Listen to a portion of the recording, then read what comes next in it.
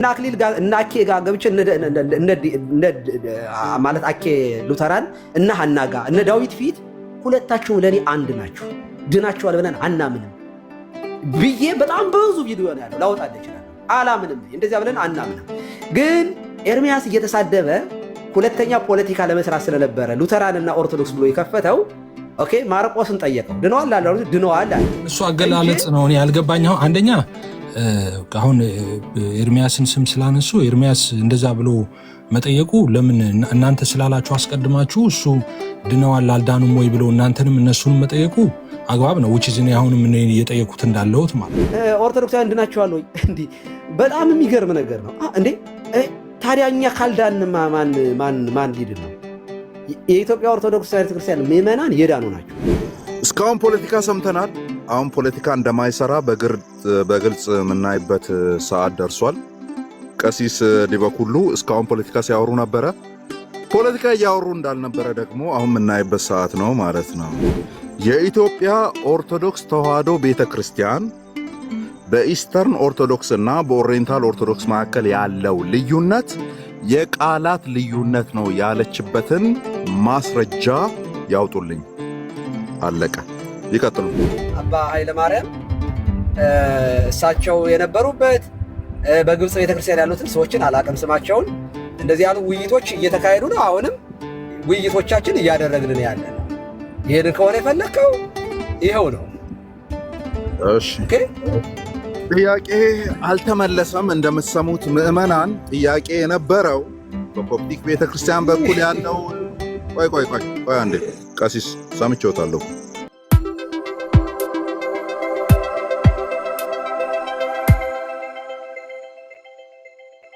እንግዲህ በሁለት ኢትዮጵያም ያሉት ራሱ በሁለት በሶስት እንደሚከፈሉ ግልጽ ነው። ኢየሱስ በሥጋው ፍጡር ነው የሚላለ የራሱ ጓደኞች መልሰው ደግሞ አይባልም ይባላል የሚሉ አሉ። ቤተክርስቲያን ተሳሳተለች ይለዋል ግማሹ ደግሞ አልተሳሳትም ይለዋል። እዛው እነሱ መካከል ማርያም ጥንተ አብሶ አለባት የሚላለ እዛው ጓደኞቹ መልሰው ደግሞ የለባትም የሚሉ አሉ። ሁለት ባህሪ አንድ አካል የሚያምኑ አሉ። እዚህ ኢትዮጵያ ሆነው አንድ አካል አንድ ባህሪ የሚያምኑ አሉ። ይህን መሰለ ኢንሴንሻል ነገር ላይ ገና ሳይግባቡ ፔንቴኮስታል ላይ ለማውራት መምጣት በጣም ድፍረትም ነው ሲጀመር። እኔ አቅምም ይኖራቸዋል ብዬ አላስብም ነበረ። እንግዲህ ተነስተዋል ሀሳቡ። እኔ ግን እየመሰለኝ ያለው አሁንም ቢሆን እነዚህ ትልልቅ እነሱ ላይ የሚነሱ ሀሳቦቶችን ኳስ ወደ ሜዳ የመመለስና ትልልቅ ጉዳዮቹ ዝም የማስባል ይመስለኛል። በጣም ከባድ ባትል ያለውና እነዚህን ጉዳዮች ይፍቱ መጀመሪያ። በወንድማማችን መካከል ያለው በእሱና በታላቁና በአኬ መካከል ያለው ልዩነት በነዘ ማርያም ያለ እነዚህ ኢንሴንሻል ነገሮች አልፈቱም ገና። እንኳን ፔንቴኮስታልን ለመናገር ይቅርና ኢንሴንሻል የሆነ ዶግማዊ ነገር ላይ ገና አልተግባቡም። ከዛ ስናልፍ 451 ነው ኦርቶዶክስ ተዋሕዶ። ከ451 በፊት ነው ፔንቴኮስታል የነበረው ሙቭመንቱ እያለን ነው እኛ።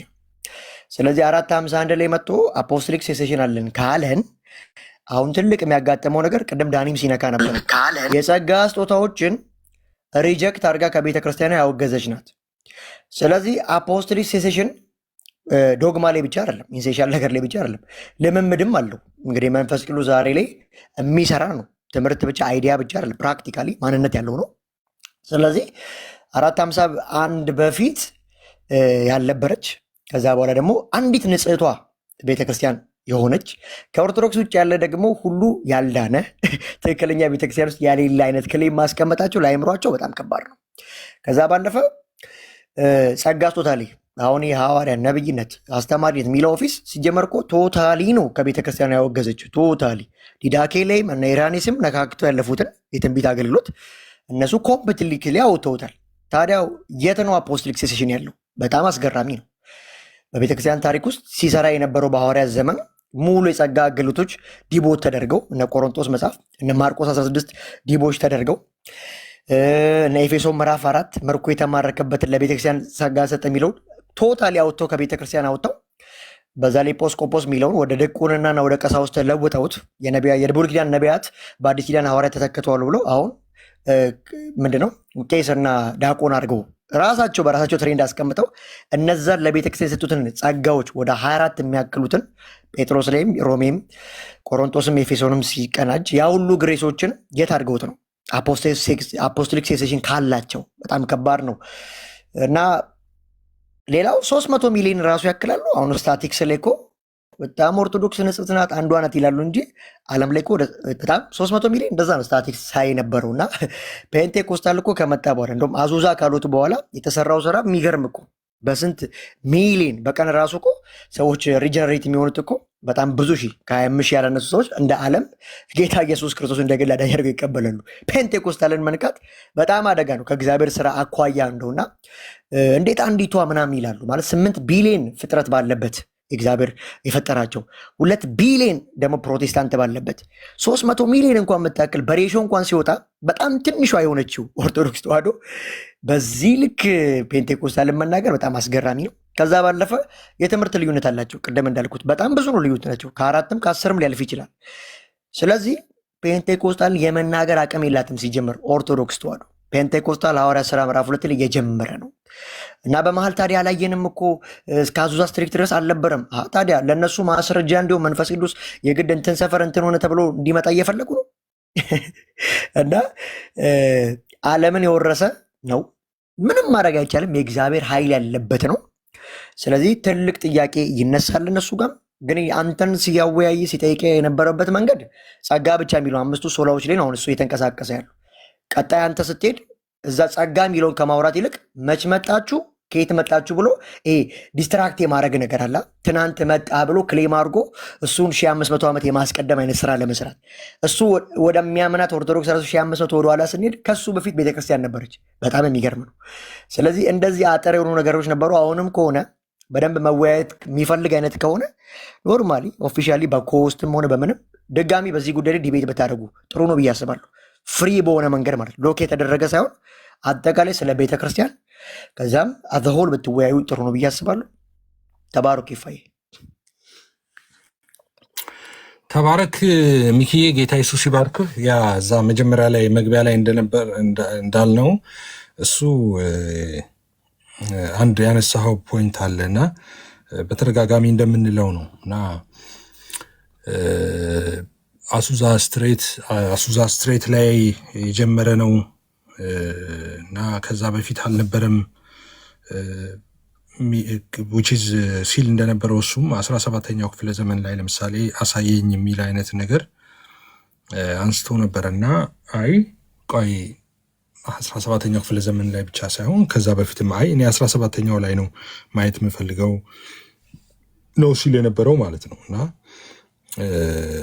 እንግዲህ 17ኛው ላይ በነበር ነው እንግዲህ ሰምታችሁታል ቀደም ቪዲዮውን ማለት ነው። እና ይሄ እንደ ኢትዮጵያን የገጠመን ኪሳራ ነው። ቅድም ስናገር እንደነበረው እንደ ኢትዮጵያ ማጆሪቲ በጣም ብዙ አብዛኛው ህዝብ ቅድም እንዳልኩት በአድዋ ድል በዓል ምሳሌ እንዳስረዳሁት ብዙ ሰው በቃ በዚህ ጉዳይ ጨለምተኛ ነው። ተማረም ፊደል ቆጠረም የሚባለው ሰው ማለት ነው። እና ታሪክን በተለይ ትሬስ የማድረግ እንትን አይ ዶንት ኖ ሰማው በጣም ቀላል ነገሩ እሱ ነው። በጣም ብዙ ነገሮችን ምንተነትን ሰዎች ነን። ግን እሱን ነገር ለመረዳት ሰዎች አውቀው ይሁን ሳያውቁ ይሁኑ እንደዛ አላውቅም። ግን ያ አብሶሉት ትሩዝ ነው እንዳልኩት አብሶሉት ትሩዝ ነው። እሱ ብቻ ሳይሆን ዛኔም ስናገር እንደነበረው ከእኛ ጋም ያሉ ለምሳሌ አንዳንድ ሰዎች ሪሰንትሊም እኛ ሉተራውያን ብሎ አንዱ 17ኛው ክፍለ ዘመን ላይ ምናምን ይነሳና አይ ፔንቴኮስታል ግን የመጡት ምናምን ነገር ብሎ ሲናገር እንደዛ ሰምታችኋል። እንደዛ ማለት ነው። ግን አሁን ይሄ እንደ ኢትዮጵያ ያለ በሽታ ነው። እንደ ኢትዮጵያ ያለ በሽታ ነው። ሰውየው ከየት መጣ የሚለው ነገር አስፈላጊ ነው ሁልጊዜ ማለት ነው። ቅድም እንዳልኩት እንደ ኢትዮጵያ የገጠመን በሽታ ዋንስ አጌን ለሁላችሁም አውቄ ነው ሆን ብዬ አይምሯችሁ ላይ እንዲቀመጥ እንደዛ እንደ በሽታ ነው ብዬ የምነግራችሁ ማለት ይህ በሽታ ካለ መታከም አለባችሁ እያንዳንዳችሁ። አድዋ ድል ላይ ጴንጤ አልነበረም ስትለኝ ይገባኛል እኔ ምን እያልከኝ እንደሆነ። አድዋ ድል ጴንጤ ድል አላደረገም ስትለኝ ጴንጤ የሚባል ሃይማኖት በዛ ጊዜ አልነበረም ኢትዮጵያ ውስጥ፣ ወይም ደግሞ አዚ ዲኖሚኔሽን ፕሮቴስታንቶች ኢትዮጵያ ውስጥ አልነበሩም ማለት እንደሆነ ይገባኛል። ትክክል ነህ እንደሱ መሆኑ። ግን አንድ የተሳሳትከው ነገር አለ። ለምሳሌ ሙስሊም አልነበረም አድዋ ድል ባህል ላይ ስትል እስልምና አልነበረም በዛን ጊዜ ያልክ ከሆነ በሱ ሳቤ ከሆነ ያለው እረዳሃለሁ። ግን ደግሞ የተሳሳትከው ነገር አለ። ምንድነው? ሁልጊዜ ቅድም እንዳልኩት የምትሳሳተው ምንድነው? አድዋ ድል የተዋጉት ኢትዮጵያውያን ናቸው አድዋ ድልን የተዋጉት ኢትዮጵያን ከጫፍ እስከ ጫፍ ማለት ነው። የቀረ የለም። በሁሉም አቅጣጫ ያሉ ኢትዮጵያን ሁሉ ሄደው ነው ተዋግተው የወራት መንገድ እየሄዱ በእግራቸው ምናምን ተዋግተው ምናምን ያሸነፉት። እነዚያ ኢትዮጵያን እነማን ናቸው? ናቸው የእኛ ወላጆች ናቸው ነው። አሁን የዛ ሰውዬ ልጁ ሙስሊም ሊሆን ይችላል በቆይታ ማለት ሃይማኖት የሌለውም ሊሆን ይችላል። አሁን ግን የእሱ አባት በቀጥታ ሲዋጋ ነበር። እንደውም አንተ ምናልባት የምትሸልለው በዛን ጊዜ ማንም ከአንተ የተዋጋም ላይኖር ይችላል ከአንተ ቤተሰብ። እሱ ግን በቀጥታ ዘር ወደኋላ ሲቆጥር የሆነ በቃ ጣሊያን ምናምን 1000 የማረከ ይሆናል የእሱ አያት። አሁን ሰውየው ምንም ሊሆን ይችላል ሃይማኖቱ። ኢትዮጵያን ናቸዋ እንዳልኩ ነው ቅድም። የኢትዮጵያ ሙስሊም ሲባል ከሳውዲ አረቢያ በሆነ ሄሊኮፕተር ተጭኖ የመጣ አይደለም። ኢትዮጵያውያን ናቸው። በቃ ሙስሊሞች መጡ፣ ነገሯቸው ወንጌል አይሚን ወንጌል አልኩ ዋሬቨር የእነሱን እስልምና እኛ ወንጌል እንደምንነግር እነሱ በእነሱ እስልምና የሚናገረውን ነገር ነገሯቸው። እስልምናውን ተቀበሉ። እነማ ኢትዮጵያውያን። ከዛ በፊት ሃይማኖታቸው ባህላዊ ሊሆን ይችላል፣ ጠንቋይ የሚያመልኩ ሊሆን ይችላሉ፣ ባህላዊ አምልኮ ሊሆን ይችላል ዋሬቨር።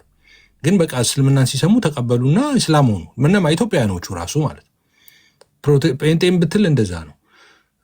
ወንጌል መጡ ሚሽነሪዎች፣ ወንጌል ሰማ፣ ከዛስ ተቀበለ። ያንን ማን ነው ሰውዬ የተቀበለው? ጴንጤ ነው ራሱ ሰውየው፣ ኢትዮጵያዊ ነው። ከዛ በፊት በሌላ ሃይማኖት የነበረ ነው። እኔ ምሳሌ ራሴን አድርጌ ሰጥቻለሁ። እኔ አሁን አባቴም ብዬ ምሳሌ ሰጥቻለሁ። አባቴ እንግዲህ ኦርቶዶክስ ነው። ኦርቶዶክስ ሆኖ ነው በህይወት የለም። አሁን ኦርቶዶክስ ሆኖ ነው ከዚህ ዓለም በሞት ሄደው። ኦኬ ሲወለድም ኦርቶዶክስ ነው። ኦርቶዶክስ ሆኖ እኔ ግን ወንጌል አማኝ ነኝ። ኦኬ ሉክ ነው አሁን እያልከኝ ያለው እኮ አባት ያንተ አይደለም እያልከኝ ነው። የአባት ታሪክ ያንተ አይደለም እያልከኝ ራይት። እንደዛ ማለት እኮ ነው። አየህ፣ እነዛም አባቶቻቸው ነው የተዋጉት፣ ግን እናንተ አይደላችሁም እያልክ ነው። ልክ አንተ የተዋጋ ይመስል አንተም አባቶቼ ትላለህ። አባት ከሆነማ የሱም አባት ነው። ምናልባት እንደውም በቀጥታ የሱ አባት ሊሆን ይችላል። እዚህ ጋርም ስትመጣ ልክ እንደዛ ነው። ፕሮቴስታንት እያልክ ብትን ፔንቴኮስታል እያልክ በጣም ብሬክዳውን እያልክ ብትሸነሽ ነው። ወደኋላ ግን ትሬስ ሲያደርግ የሚሄደው እዛው አንዲቷ ቤተክርስቲያን ውስጥ ነው የሚሄደው። ለምን ፕሮቴስታንት የወጣው ከየት ነው እንዴ? ከካቶሊክ አይደለም? ካቶሊክና ደግሞ የእናንተ ደግሞ የታወቀ ነው እንግዲህ የኢስተርን እና የሮም ካቶሊክ ክፍፍል ማለት ነው ይታወቃል። ከዛ በኋላም ደግሞ የመጡት ክፍፍሎች ይታወቃሉ። በየዘመናቱ የነበረ ክፍፍል ይታወቃል። ወደኋላ ስትሄድ ግን አንዲቷ ቤተክርስቲያን ነው የነበረችው። ስለዚህ ስትጠይቀው እኔማ ይኸው ኔኮ ፕሮቴስታንት አንተማ ምናምን ሉተር ስትለው እንደ ሉተር እኮ ካቶሊክ እኮ ነው፣ ካቶሊክን እኮ አድሶ ምናምን። ሉተርን ሄደ ደግሞ ስጠይቀው እኔማ አንዲቷ ቤተክርስቲያን ምናምን ይላል። ከዛ እንደዛ እየተባባልን ተያይዘን ነው የምንሄደው ወደ ውስጥ ማለት ነው። አሁን ቁም ነገሩ ትምህርቱን ይዞ የሐዋርያትን ትምህርት ይዞ ያስቀጠለው ማን ነው ነው እንጂ ወደኋላ እንቁጠር። ሁሉም ሲቆጠር አንድ ነው። እኔን ከየት ትቆጥረኛለህ? ከየት መጣሁ ነኝ? ከዛ ውስጥ ነው እኮ የምመዘዘው።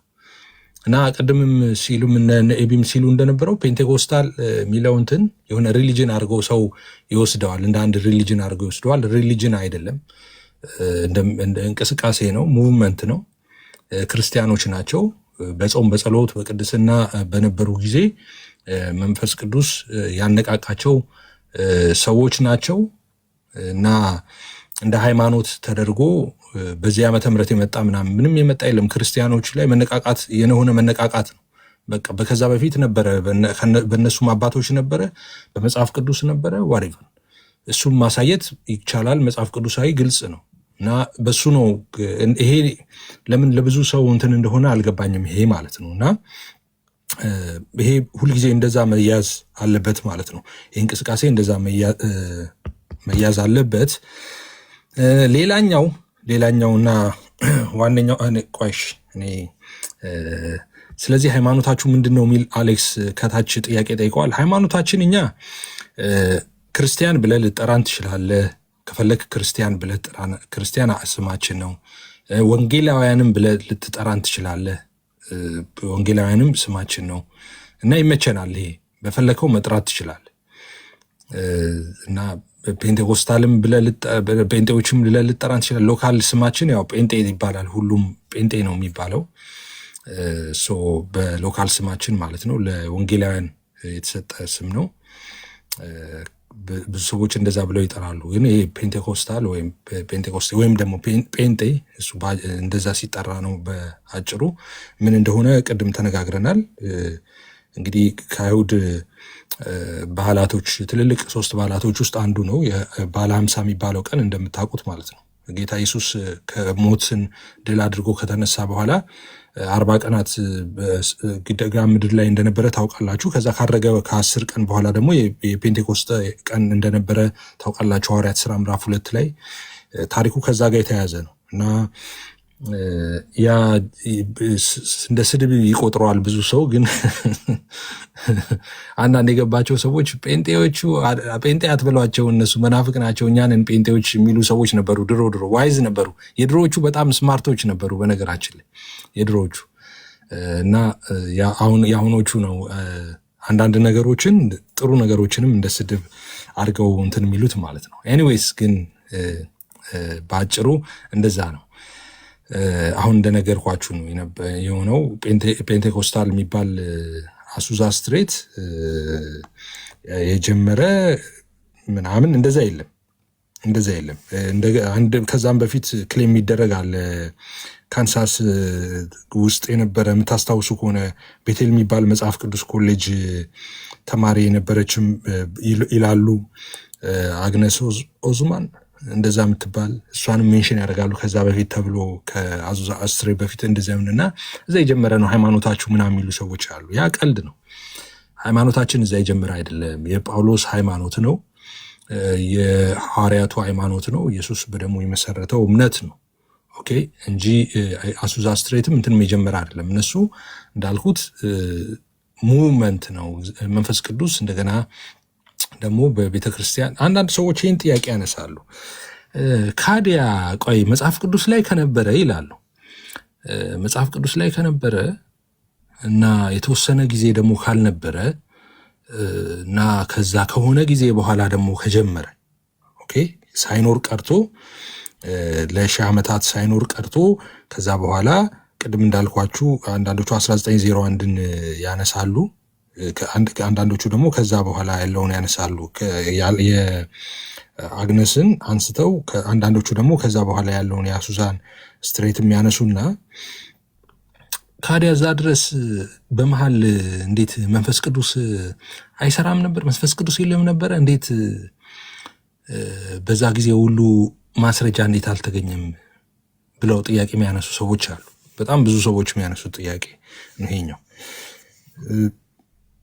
እና ለዚህ ጥያቄ 2 ነገሮች ነው። አንደኛው የመጀመሪያው መልስ ምንድነው? እንደዚህ አይነት ጥያቄ የሚያነሱት መጀመሪያ መጽሐፍ ቅዱስ ላይ ያለውን አምናችሁ ነው ወይ? መጽሐፍ ቅዱሳዊ ነው አመናችሁ? አዎ ደን ካለ ምን አገባ? አሁንም ባይኖር ምን አገባኝ ነው? 2026 ባይኖር ምን ቸገረኝ ነው? አለ ካለ መጽሐፍ ቅዱስ አለ ነው። ግልጽ አይደለም እንዴ? አሁንም 2026 ላይም ተፈልጎ አይገኝ። የመንፈስ ቅዱስ ስጦታዎች በአሁን ባሉ ቤተክርስቲያናት 2026 ላይ ተፈልጎ አይገኝ። ልሳን አይገኝ፣ ትንቢትም አይገኝ፣ በሽተኛ የሚፈውስ አይገኝ። ሁኬርስ አባዬ ጳውሎስ ካለ በቃ ትጠጣለህ እንጂ ዝም ብለህ እንዴ። ኢየሱስ ካለ ዝም ብለህ ልክ ነው እንጂ የምትለው ትቀበላለህ። ያሳስበኛል እንዴ? አሁን ምድር ላይ ኖረና አልኖረ አበበችና አየለሽ ጋር ኖረ አልኖረ do you think እሱ የማያሳስበኝ ይመስላል? አያሳስበኝም እኮ ነው። መጽሐፍ ቅዱስ አለ ካለ አለ ነው፣ በቃ አለ ማለት ነው። ስለዚህ አንተ አላየኸውም እንጂ አለ። ሰሙኤል ሰዎች እየተነቃቁ ነው፣ እየተወሱ ነው፣ ልሳን እየተናገሩ ነው፣ መገለጥ እየታየ በቃ እንደዛ እየሆነ ነው። የግድ ቢቢሲ ላይ ሪፖርት ይቅረብልኝ እሱ ትክክል አይደለም። አለ ካለ መጽሐፍ ቅዱስ ላይ አለ ነው። ቢቋረጥ ምን አገባኝ እኔ። አሁን ተቋርጠዋል ለምትሉ ሰዎች ነው አንደኛው ምላሽ እሱ ነው። መጽሐፍ ቅዱስ ላይ ካለ 2026 ላይ አይኖር ምን አገባኝ ነው። አሁን ባይኖርም እኔ ምንም ጉዳይ አይደለም። አለ ላለው ለምን ጳውሎስ አለ ብሏል? አለ ላለው ለምን ኢየሱስ አለ ብሏል? ግልጽ አይደለም እንዴ? አዎ ጌታ ይባረክ፣ ግልጽ ነው። አንደኛው መልስ ይሄ ነው። በቃ መጽሐፍ ቅዱስ ላይ አለ ካለ በአዲሲቷ በቤተክርስቲያን በአዲስ ኪዳኗ ቤተክርስቲያን እነዚህ ስጦታዎች አለ። ጳውሎስ እንግዲህ አንደኛ ቆሮንቶስ ምዕራፍ 12 ላይ 14 ላይ በደንብ ዘርዝሮ አስቀምጧል አይደል? በቤተክርስቲያን አለ ብለዋል። አለ ነው በቃ አለ ካለ አለ ነው። ቤተክርስቲያን ካለች አለ ማለት ነው። ቤተክርስቲያን ከሌለች የለም ስጦታው። ቤተክርስቲያን የለችም የሚል ሰው ካለ ኦኬ፣ እሱ ሌላ ምዕራፍ ነው። ቤተክርስቲያን ካለች ግን አለ ነው ስጦታው። ግልጽ ነው አይደለም እንዴ? አዎ። ሌላኛው ተቋርጦ አንደኛው ይሄ ነው። ይሄ መልስ በቂ ነው። በነገራችን ላይ በጌታ ሰላም ወደ ቤታችን የሚያስኬደን መልስ ነው። ይሄ ካለ አለ የሚለው ማለት ነው። እስከ እንትኑ 1000 ተቋረጠ፣ 2000 ተቋረጠ፣ 800 ሺህ ተቋረጠ፣ ሁኬርስ መጽሐፍ ቅዱስ አለ በቤተክርስቲያን ብሏል። ቤተክርስቲያን አሁን ካለች አለ ማለት ነው። ሁለተኛው ግን ተቋርጦ ነበረ። ከዛ በኋላ እንደተባለ በ1901 ላይ ምናምን ጀመረ። ከዛ በፊት በድሮን ቅኝት አድርጋችሁ ነው ወይ በየሰው ቤቱ እየዞራችሁ እንዳልነበር ቼክ ያደረጋችሁት? በየሰው ምላስ ላይ ይፈተሽ ነበር፣ ኬላ ላይ ልሳን የሚናገሩ እየተባለ ከዛ በፊት በሰዎች መገለጥ ምናምን ያለው ሰው አለ ተብሎ ምርመራ ይደረግ ነበር በየቀበሌው። በምን አጣርታችሁ ነው የለም ያላችሁት? ኦኬ፣ አዛ ሪቫይቫል ስለነበረ ኦኬ፣ በጣም ከተማ ሁሉ የሚያናውጥ ሪቫይቫል ስለነበረ እሺ፣ ዓለም ተነጋገረበት እንትን አለ ዋሪቨር። ከዛ በፊት አለመኖሩን ግን በምንድን ነው እርግጠኛ ሆናችሁት? አይደለም አልነበረም ስትሉ አሁን እሱ ነው አሁን ጥያቄም ሆኖ መምጣት ያለበት። አልነበረም ያለ ሰው አለ። ስለዚህ አንድ ነገር ሪፖርት አልተደረገም ማለት የለም ማለት ነው የሚል ሎጂክ ነው ይዛችሁ የምትመጡት ማለት ነው። ለምሳሌ ሁልጊዜ እኔ እንደምሰጠው ምሳሌ አለ። ለምሳሌ እኔ እዚህ ቤት አሁን ስገባ ያለውበት ቤት ስገባ ማብራቱ ጠፍቶ ነበር። ማብራት አልጀምበርም፣ ጨለማ ነበር።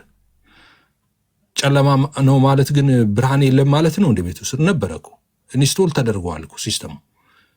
ግን እኔ ስዊች ነበረ፣ አንድ ስዊች ነበረ መንካት የነበረብኝ ስዊች ነበር።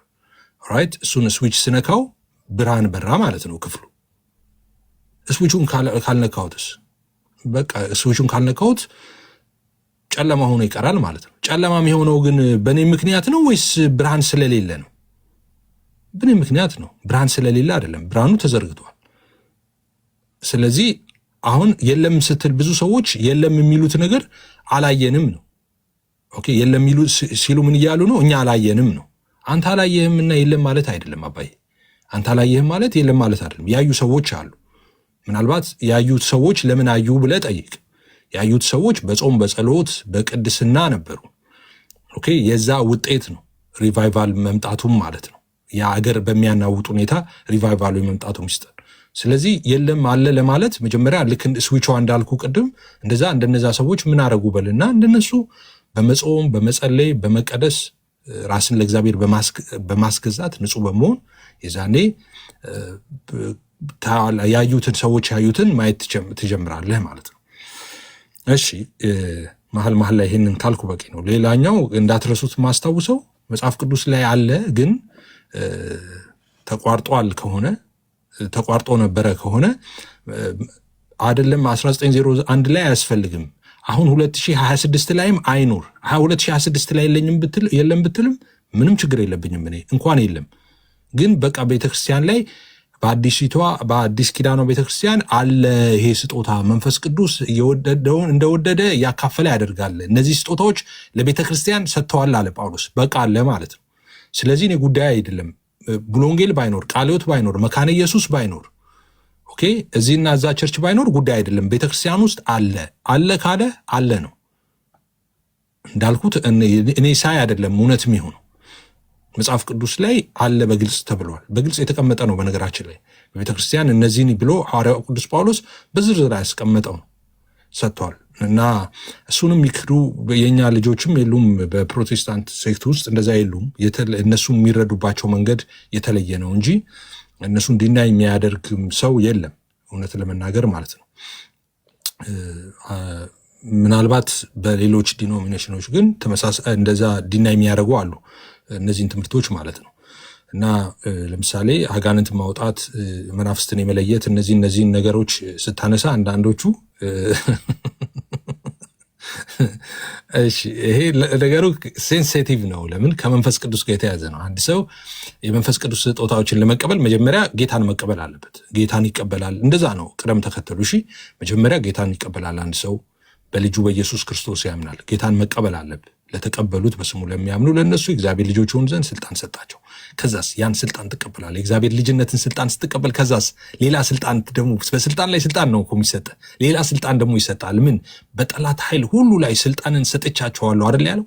በጠላት ኃይል ሁሉ ላይ ደግሞ ሌላ ስልጣን ይሰጣል ማለት ነው። ልጅ ስትሆን ማለት ነው። ከዛ ገዢ ትሆናለህ ልክ እንደ አባትህ ማለት ነው። እና ርኩሳን መናፍስት በፊትህ ሊቆሙ አይችሉም።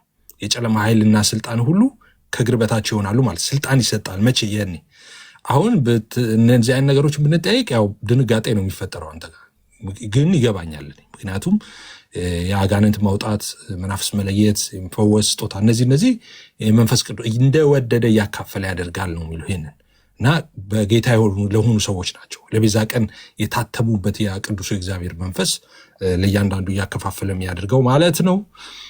ስለዚህ እሱ ያው እነዚህ አይነት ነገሮች ይገባኛል፣ ከባድ ይሆናሉ ማለት ነው። እንዳልኩት ዳግም በመንፈስ ቅዱስ ያልተወለደን ሰው እንደነዚህ አይነት ሀሳቦችን ማንሳት ሰውየውን ማሰቃየት ነው እና እሺ ኤቢዬ የምትጨምረው ነገር አለ?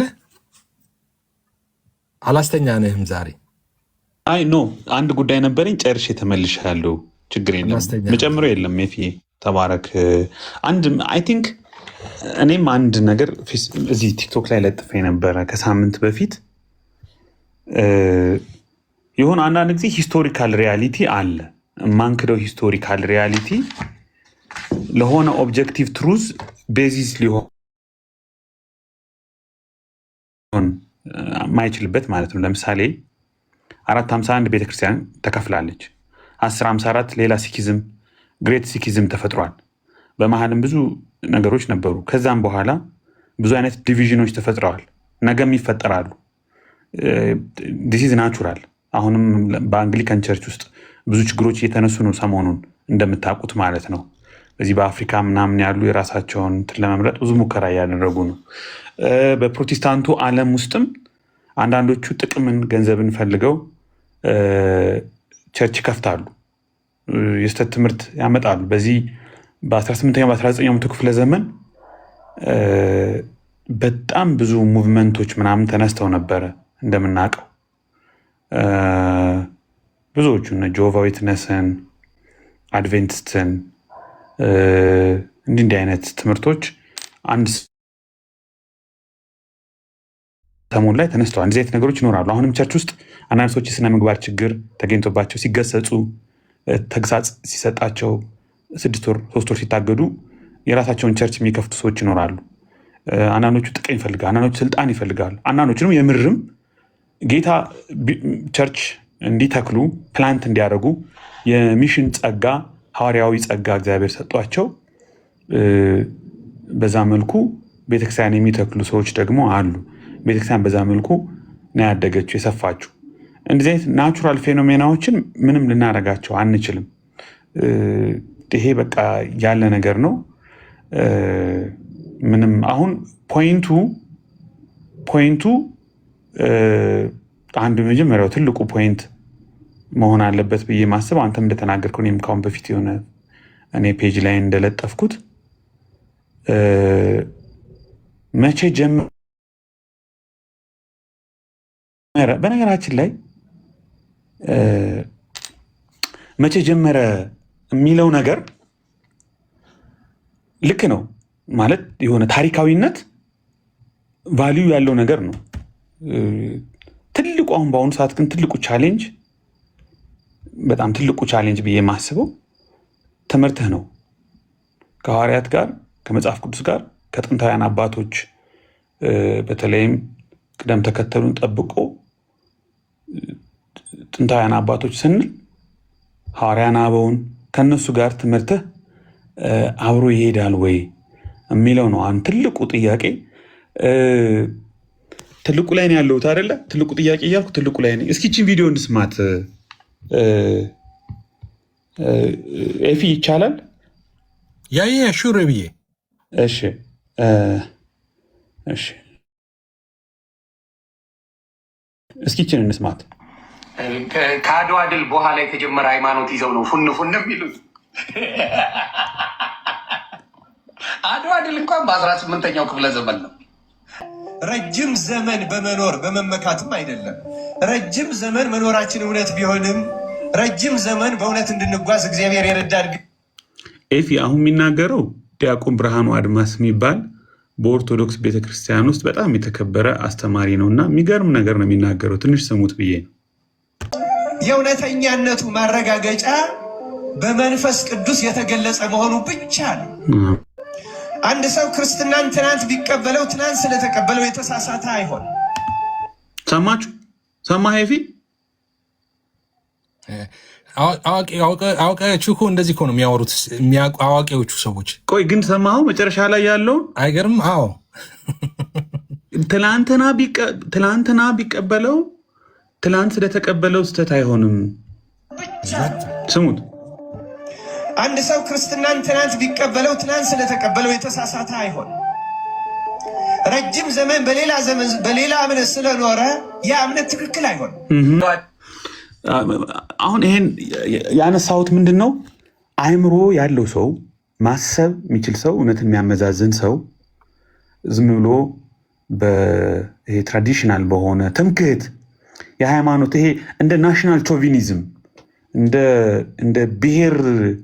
እንደ ብሔር ኩራት ነገር በብሔሩ ሰው እንትን እንደሚለው እንደ ናሽናል ቾቪኒዝም አይነት ነገር፣ ሪሊጂየስ ቾቪኒዝም፣ ሃይማኖታዊ ትምክህተኝነት ያ ራሱን ችሎ እንደ ታሪክም እንደ ቅርስም ጥሩ ነገር ቢሆንም ራሱን ችሎ የሚያድን ራሱን ችሎ የእውነት ምስክር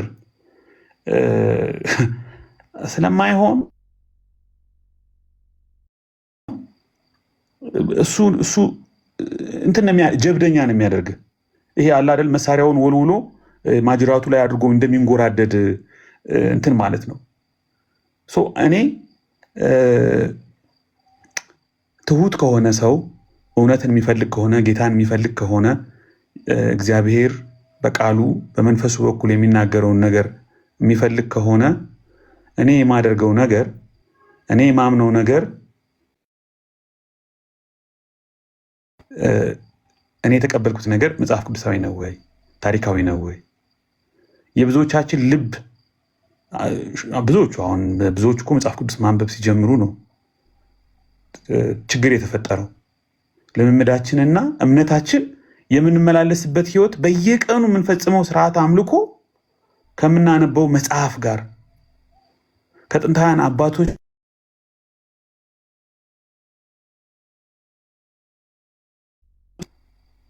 እንደ ሲኖትራክ ነው የተላተመው እኮ የተጋጨው። ልክ ነው። የ2000 ዓመት ቱባ ባህልና ታሪክ ሊኖር ይችላል። ዲያቆን ብርሃኑ አድማሱ እንደተናገረው እንደ ሂንዱይዝም 3000 ዓመት ልትቆይ ትችላለህ። እውነት ግን እንደ ሽንኩርት ልጣጭ ሆነ ዝም ብሎ ቀፎ ቀርቶ ሊተርጂ ብቻ ቀርቶ የሆነ ስርዓት ትውፊት ብቻ ቀርቶ የሆነ ቅርስ ፈረንጆች እየመጡ ፎቶ ነው የሚያነሱ እንጂ ህያው የሆነ እውነትና የሰውን ህይወት የሚቀይር የእግዚአብሔርን ህልውናና መገኘት የሚያረጋግጥ እውነታ ላይኖርብህ ይችላል። እና ምን ያደርግልኛል? እኔ የግራዝማችን አሁን ብዙ ጊዜ ግራዝማች ታረቀኝ ዘር የፊት አራሪ መሸሻ ዘር የምናምን እንላለን። ልክ ነው፣ ያኮራል። እነሱ የፈጸሙትን ገድልና ጀብድ ግን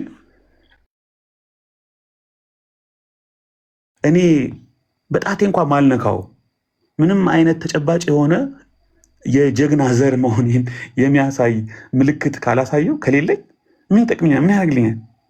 ጥቅሙ ጉራ ነው፣ ትርፉ ትምክህት ነው። ልክ ነው፣ ደስ ይላል፣ ለጽሁፍ ደስ ይላል፣ ለወሬ ደስ ይላል። እና ህያውነት የቤተክርስቲያን መገለጫ ነው። ያ ህያውነት ግን አይ እንደ እብድ መጮህ ወንበር መስበር ምናምን እያልኩ አይደለም። እሱ የፔንቴኮስታሊዝምን ማምታቻ አንድ ላይ ስለምንጠቀልለው ይመስለኛል። እኔ ህያውነት ግን የቤተክርስቲያን ህያውነት ሊቪንግ እንድትሆን ማክስ ኦፍ ዘ ቸርች እኮ አንዱ አፖስቶሊክ እኮ ነው።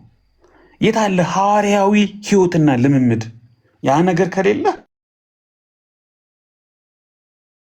ቤተክርስቲያን ልትሆን አትችልም። የሕያውነት መለኪያ ደግሞ ፍጹም የሆነ አክቲቭ የሆነ የቃሉ ስልጣን የበላይነትና በመንፈስ ቅዱስ መሆን ነው።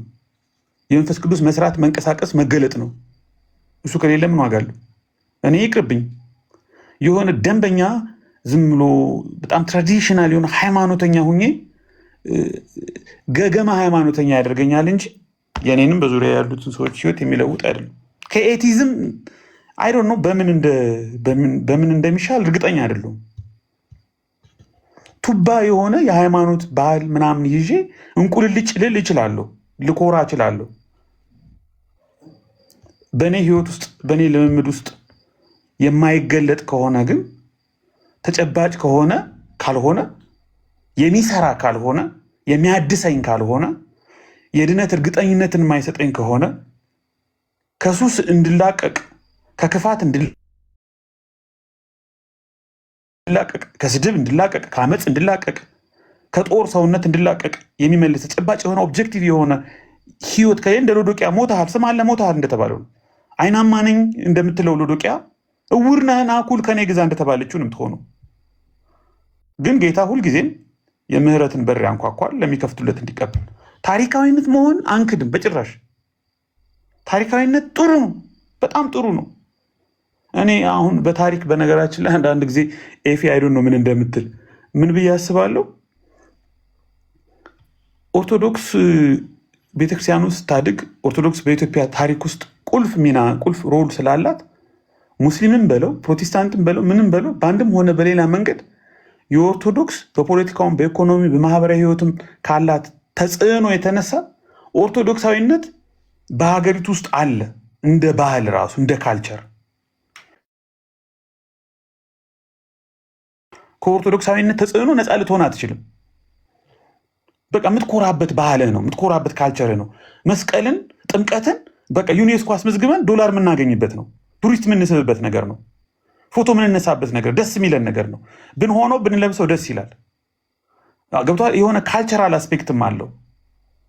ሄሪቴጅ ነው፣ ናሽናል ሄሪቴጅ ነው። ይሄ ምንም የሚካድ ነገር። የፖለቲካ አስተዋጽኦ አለው፣ የኢኮኖሚ አስተዋጽኦ አለው፣ በሶሻል እንትን ውስጥ ብዙ አስተዋጽኦ አለው። ቤዚካሊ ወደ ክርስትና ስንመጣ ግን መለኪያ አለ። ያ መለኪያ አንጡራ የሆነው የክርስትና አስተምህሮ መጽሐፍ ቅዱስ ላይ የተጠቀሰው የተገለጠውና አሁንም በመንፈስ ቅዱስ አማካኝነት በቤተ ክርስቲያን ውስጥ የሚገለጠው ህያው የሆነ ኑሮ ነው። ያ ከሌለን ምን ያደርግልኛል? ብዬ እንትን በለው ከታች ምን ማያደርግልኝም እኮ አቤምም አይቻለው ማቃቸው ኦርቶዶክሳውያን አይ ኤቢ አሁን ወረድክ ምናምን ብለዋል። በኔጌቲቭ ነው የተረዱት። እያነበብኩ ኮሜንት እያነበብኩ አይደለም ኤፊ ሶሪ። እሺ ልንገርህ፣ አይ በኔጌቲቭ ነው የተረዱት። አፕሪሺየት ያደረክበትን መንገድ ማለት ነው። ኧረ ምንም ችግር የለውም ኤፊ። እኔ ምን መሰለ ኮሜንት ላይ ብዙ አይነት ሰዎች አሉ። አንዳንዱ ይረዳሃል፣ አንዳንዱ አይረዳ። አንዳንዱ ጤነኛ ነው፣ አንዳንዱ ጤነኛ አይደለም። አንዳንዱ ፖዚቲቭ ነው፣ አንዳንዱ ኔጌቲቭ ነው፣ አንዳንዱ ተንኮለኛ ነው። ምንም አይ ዶንት ዋንት ቱ ቢ ዲስትራክትድ እዛ ውስጥ ባለው ነገር ቆይቻለሁ። ይሄን ነገር ብዙም ቦታ አልሰጠውም። ኢምፖርታንቱ ነገር ምንድን ነው? እኔ ማምንበትንና እውነት ነው ብዬ ልሳሳት እችላለሁ። ሰው ሊያርመኝ ሊያስተምረኝ ይችላል። ማለት ሊያስተምረኝ ይችላል። ሰው ከተሳሳትኩ ሊያርመኝ ይችላል። ምንም ችግር የለውም። ማንም ሰው ገብቶ ራሱ ገስት ላይ ገብቶ አይ እንዲያልከው ትክክል ነው፣ እንዲያልከው ትክክል አይደለም፣ ከዚህ አንጻር ቢለኝ እኔ እታረማለሁ። ምንም ችግር የለብኝ። ስለዚህ እሱ ብዙም ያው ቲክቶክ የሚበዛው አብዛኛው ነገር ፖለቲካ ስለሆነ ማለት ነው። እና እኔ የእኔ ጥያቄ ምንድን ነው? ታሪክ የሚካድ ነገር አይደለም፣ የሚናቅ ነገር አይደለም። ጥንታዊነት ተራ ነገር አይደለም። ቅርሶች እኮ ዩኔስኮ በጥንቃቄ የሚይዛቸው እድሜ መግፋት ታሪካዊነት ትልቅ ነገር ስለሆነ ነው።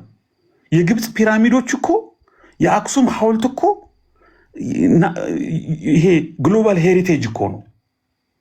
ታሪካዊነት ቀላል ነገር አይደለም፣ የሚናቅ ነገር አይደለም። በክርስትናው ስትመጣ ግን እድሜ ማስቆጠር ዲያቆን ብርሃኑ አድማስ እንደተናገረው እድሜ ስላስቆጠርክ የምትፈይደው ነገር የለም ነው።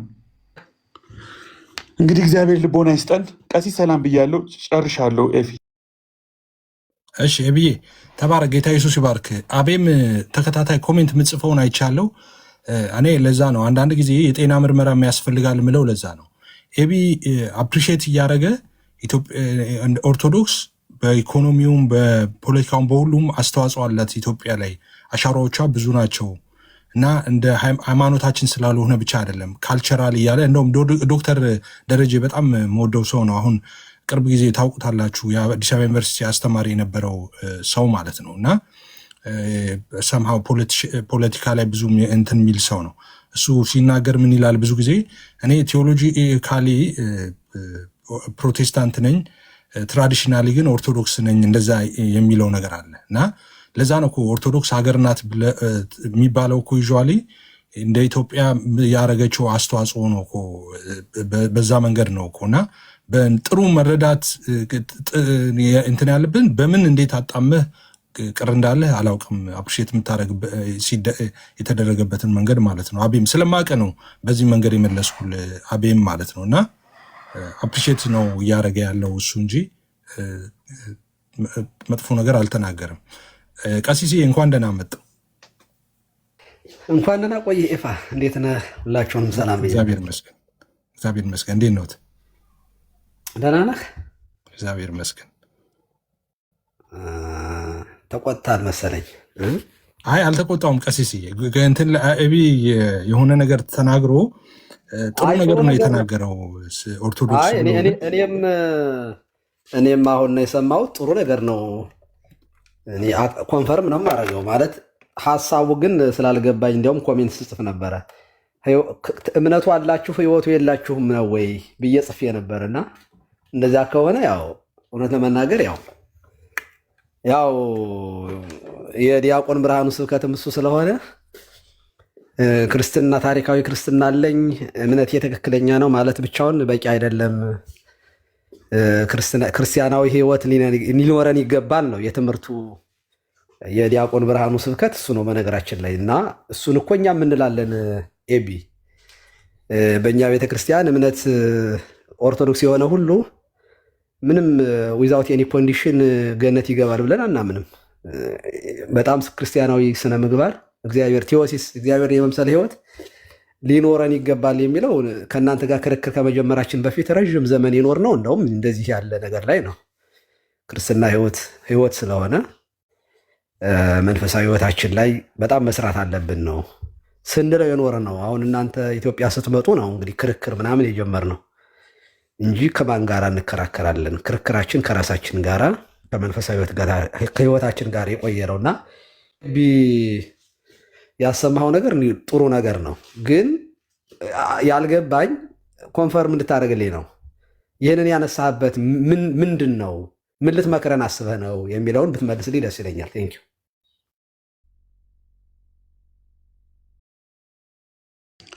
ኤፋ ልቀጥል? ብዬ ቀጥል። እሺ ቀሲስ በድጋሚ ሰላም ብያለው።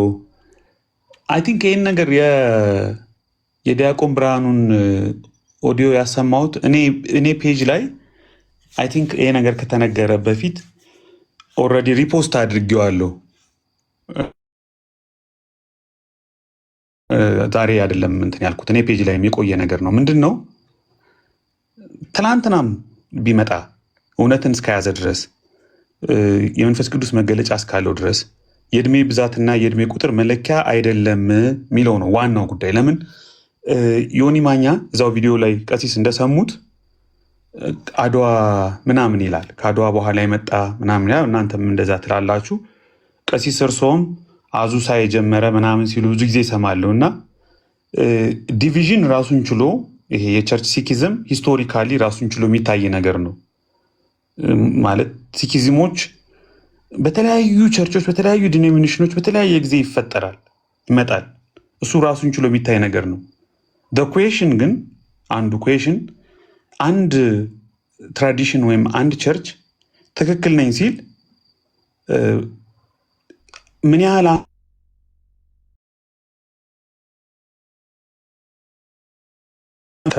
መቼ ነበርክ የሚለው መለኪያ ሁልጊዜ ትክክል አይደለም። እድሜ መለኪያ አይሆንም ነው። ከእውነት ጋር መቆም ነው። እውነት የማይለወጠው ነው። እኔ ትላንትናም ቢጀምር ለምሳሌ ኦርቶዶክስ ሌትሳይ 2000 ዓመቷ ነው እንበል። ኦርቶዶክስ ማለት ኢትዮጵያ ኦርቶዶክስ 2000 ዓመቷ ነው ብለን እናስብ። ሙሉ ወንጌል 70 ዓመቷ ነው እንበል። ኦርቶዶክስ ስታ ሙሉ ወንጌል ትክክል ብትሆን ኦርቶዶክስ ጋር የምቆይበት ምክንያት የለም። ጥያቄው ግን ማን ነው ትክክለኛውን ወንጌል፣ ማን ነው ትክክለኛውን መስመር፣ ማን ነው ትክክለኛውን የእግዚአብሔር ቃል የያዘ የሚለው ላይ ነው መነጋገር ያለብን። አይ ስህተትም ብንሆን ከመሰረቱ ብናፈነግጥም ከስራችን ብንነቀልም ታሪካዊ ስለሆንና 2000 ዓመት ስለሞላን እኛ ጋር ካልሆንክ አትድንም ወይም እኛ ጋር ካልሆንክ አትተርፍም ቢለኝ አንድ ሰው አይ ትላንት ከተጀመረው ግን በእግዚአብሔር ቃልና በጥንታውያን አባቶች መለኪያ ትክክል ከሆነው ጋር በሆን ይሻለኛል። ካልሆነስ ያለ እኔ ጀብዱ ብቻ ነው ያለ እኔ ጉራ ብቻ ነው። እኔ እኮ ታሪካዊ ነኝ። አንዳንድ ጊዜ አይሁዳውያን አንተ ከአብርሃም ትበልጣለህ ወይ ከአባታችን ከአብርሃም ትበልጣለህ ወይ ብለው ፈሪሳውያን ኢየሱስን ቻው እንዳሉት ማለት ነው። ታሪካዊነት ቫልዩ አለው፣ ልክ ነው። ዲያቆን ብርሃኑም ታሪክ ምን ይሰራል አላሉም። ሚዛናዊ ንግግር የተናገሩ ልክ ነው። መቆየት ልክ ነው። ትምህርት ልክ ነው። አባቶች ልክ ብዙ ጥቅም አለው ታሪካዊነት። ከመሰረት ከተነቀለ ካፈነገጠ ባዕድ ነገሮችን ላዩ ላይ ከጨማመረ ግን ምን ያደርግልኛል? ቅርስ ብቻ ነው የሚሆነው። ቅርስ ደግሞ ቱሪስት ነው መሆነው እንጂ ክርስቲያን አያደርገኝም። ይህንን ለማለት ነው። ቀሲስ ቴንኪው። አይ ጥሩ የፋ ልቀጥል አይደለ? የተወሰነ አዎ ቀሲስ አዎ ጎይ ጥሩ ነው። ግን አይ ቲንክ ኤፋም ጭምር ስታነሳ ቅድም ስሰማ ነበር። አንዳንድ ጊዜ ግን ቲክቶክ ላይ የመጡትን ሰዎች በሙሉ ማለት የሆነ ዝም ብሎ ቲክቶክ ላይ የበቀሉ ያልተማሩ በቤተክርስቲያን ውስጥ ያላለፉ አድርጎ ማሳየትና አንዳንድ ሚዲያ ላይ ወደ ቲክቶክ የማይመጡትን ሰዎች ግን የመድረክ ሰባኪ የሆኑትን ሰዎችን ደግሞ በጣም የሊቅነት ጥግ አድርጋችሁ የምትስሉበት ነገር አለ እና እኔ እንደው እውነት ለመናገር አይውሽ ይህንን ባልል ደስ ይለኝ ነበር። አንዳንዶች እናንተ በጣም ሊቅ አድርጋችሁ እዚህ ጋር የምታሳዩቸው ሰዎች እኔ ዲያቆን ብርሃኑን እያልኩ አይደለም፣ ግን ሌሎችንም መሬት ላይ መታችሁ እንደው አንድ ቀን እግር ጥሏችሁ የሆነ ትልቅ ክብረ በዓል ላይ ብታገኙን የቆምንበት መድረክ በጣም ለማየት በቁልቁል ሩቅ ቦታ ላይ የሚቆሙ ሰዎች ናቸው። እውነት ለመናገር ቲክቶክ ላይ ስለመጣን በጣም ባዶ ነገር አይደለንም። በቤተክርስቲያኑ በጣም እድሜያችንን የጨረስን ሰዎች ነን። እንዲሁ ቴዎሎጂውን ይሄ ዘመናዊ ትምህርት ላይ በጣም እንግሊዝኛው ላይ በጣም በእናንተ ልክም በሌሎችም ልክ በጣም አቀላጥፍን አለማውራታችን በጣም እንደው ፊደል ያልቆጠረ አይነት አድርጋችሁ የምታስቡ ሰዎች ካላችሁ እኔ ስህተት ነው ብዬ ነው የማምነው። እና እንደ አስፈላጊ ከሆነ ጎራ በሉ። አንዳንድ ቀን መሬት ላይ ምን እየሰራን እንደሆነ ማህሌቱም ላይ ቅዳሴውም ላይ ቅኔውም ላይ እንደው ትርጓሜ ቤቱ መጻሕፍቱም በትርጓሜ ቤቱም ላይ ምን አይነት ፖዚሽን እንዳለን ብታውቁ ደስ ይለኛል። ምን ለማለት ፈልጌ ይህንን ያነሳሁት እኛ ከምናስተምረው የተለየ ትምህርት አውደ ምሕረት ላይ የለም። እኔ ኢትዮጵያ እዚህ አሜሪካ ከመጣ ወደ 11 ዓመቴ ነው። ከመምጣቴ በፊት መሬቷ ቤተክርስቲያን ላይ ሰባኪ ወንጌል ሆኜ በስብከተ ወንጌል አገለግል የነበርኩ ሰው ነኝ እና መድረክ በቃ ስብከተ ወንጌል እየዞሩ መስበክ ብቻ አይደለም፣ በቋሚነት ተመድቦ መስበክና እንደው ዝም ብሎ እየዞሩ ማገልገል በጣም የተለያየ ነገር ነው። ወንበር ይዞ ቁጭ ብሎ ቤተክርስቲያኑ ኃላፊነት ሰጥተን ስናገለግል የነበርን ሰዎች ነን። አሁንም የምንሰራው ያንን ነው። ከዚያ የተሻለ ፖዚሽን ይዘን የምናገለግል ሰዎች ነን። የሆነ ሆኖ ግን እኔ ይህንን የማወራው እንደው ይሄ መጨፍለቅ ነገሮች ስላሉ ኦፍኮርስ ቲክቶክ መቼም የሚመኑም የሰማውን ይዞ የሚታገልበት መድረክ ስለሆነ የአሜሪካ ወንበርና አሜሪካ እኩል ያደርጋሉ ይባላል እና ቲክቶክ ላይ ኦፍኮርስ ዝም ብሎ ዛሬ አዳምጦ ዲቤት የሚገባም አለ። ትክክል ነው። እኔ ይህንን ኮንፈርም አደርጋለሁኝ። ግን እየለየን ብናወራ ጥሩ ነው። ይህንን ካልሁኝ በኋላ ቤተ ክርስቲያን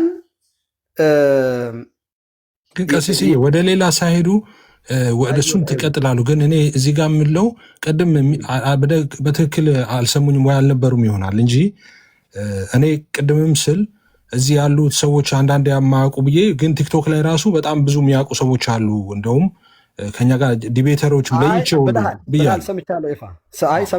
ሰምቻለሁ። ግን እንደው ጠቅላላ ስለሚነሳ ነው ቲክቶከር ያሉ ቲክቶዶክስ ምናምን የሚል ነገር ስለምሰማ እኔ እውነት በናገር ትክክል ነው። ካለሁበት ቦታ ራሱ እንትን ግፊት አለብኝ። እንደው ለምንድን ነው እዚያ ጋር ከቲክቶክ ላይ አንዳንድ ሰዎች የማይመጥን ቃል ከሚናገሩ ከሚሳደቡ ሰዎች ጋር ለምን ይገባሉ? እንደው ባይገቡ በእውነት እንደው አይመጥኖትም፣ እንደው ቦታዎት አይደለም የሚል ግፊት ካለሁበት ደብር ጀምሮ አለ። ማለት መንፈሳዊ ልጆች በጣም ይሸማቀቃሉ። እና እኔ ግን ወረድ ብሎ ማውራት ደስ ይለኛል። ከእናንተ ጋር ከኤፋ ከእናንተ ጋር ከነአማን ጋራ ክርክሬ ባይዘው በጣም ቶኒ ከፍ ያለ ስለሆነ ነው እንጂ ስሜቴ ውስጤ የጥላቻ ምናምን አይደለም። ኦፍኮርስ ትምህርቱ ላይ ምንም ርህራሄ የለኝም እና ትምህርት ላይ ከዛ በተረፈ ኤፋ ታውቃለህ፣ ለአንተ ያለኝን አክብሮት ይሁን እንደ ሆት በሆነ ነገር ላይ እንኳ ፍቅሬ አይቀንስም። ትልቅ ነው አክብሮት፣ እግዚአብሔር የሚያውቀው ይኸው ቤት ስለመጣው አይደለም፣ እግዚአብሔር በሚያውቀው የመናገርም ሆነ የፍርሃት ችግር የለብኝም። ደፋር ነኝ እኔ፣ ጨካኝ ነኝ በዚህ ጉዳይ ላይ ምንም በሀገሬና በቤተክርስቲያን በሃይማኖቴ ጉዳይ ላይ ምንም ድርድር አላውቅም፣ እግዚአብሔር በሚያውቀው እና ምን ልል ፈልጌ ነው። አሁን እምነት ቤተክርስቲያን ባይዘዌ በሆነ ታይም ላይ ብቅ የሆነች የምትፈጠር አይደለችም። ኮንቲኒቲ ያላት ናት። ሙቭ ታደርጋለች እንጂ የምትጠፋ አይደለችም። ሙቭ ልታደርግ ትችላለች። መካከለኛው ምስራቅ ወይንም ቅዱስ ጳውሎስ ያንን እድሜውን የጨረሰበትና ራሱን ለክርስቶስ የሰጠባቸው ከተሞች ዛሬ የሙስሊም መናኸሪያ መሆናቸው የሚያሳየው ቤተክርስቲያን ከአንድ ቦታ ወደ አንድ ቦታ ተነጥቃ ትሄዳለች፣ ትወሰዳለች ወደ ሌላ። ይሄ የታመነ ነገር ነው። ትሰደዳለች ማለት ነው። ትሰደዳለች ግን እንጂ ተቆርጣ ወይንም ደግሞ ስህተት ኖሮባት የሆነ ቦታ ላይ የምታደርግ አይደለችም ቤተክርስቲያን። በግለሰቦች የምናያት ስላልሆነች ማለት ነው፣ ምን መዝናት ስላልሆነች በምላት ነው። ዓለም አቀፋዊነቷ ላይ ስለሆነ የምናወራው የክርስቶስ ሙላቱ የሆነችው ቤተክርስቲያን እኔና አማኞቹ ከባለጉ ክርስቶስን የሚመስል ህይወት ከሌላቸው ልክ ከአይሁድ ያቺ ኦሪት ጸጋ ሆና የተሰጠችው ኦሪት ለአዲስ ኪዳን መሸጋገሪያ የነበረችው ኦሪት ገፍተው በመጣላቸው ልክ ተነሱ ተነጥቃ ለአሕዛብ እንደተሰጠችው ዛሬም በክርስቲያኖች መካከል ውስጥ ዛሬ በየቦታው ቤተክርስቲያን ሙቭ ስታደርግ እናያታለን። ትሰደዳለች። ከአንድ ቦታ ወደ አንድ ቦታ፣ ከአንድ ቦታ ወደ አንድ ቦታ ትሰደዳለች። ይሄ ምንም ጥያቄ የለው።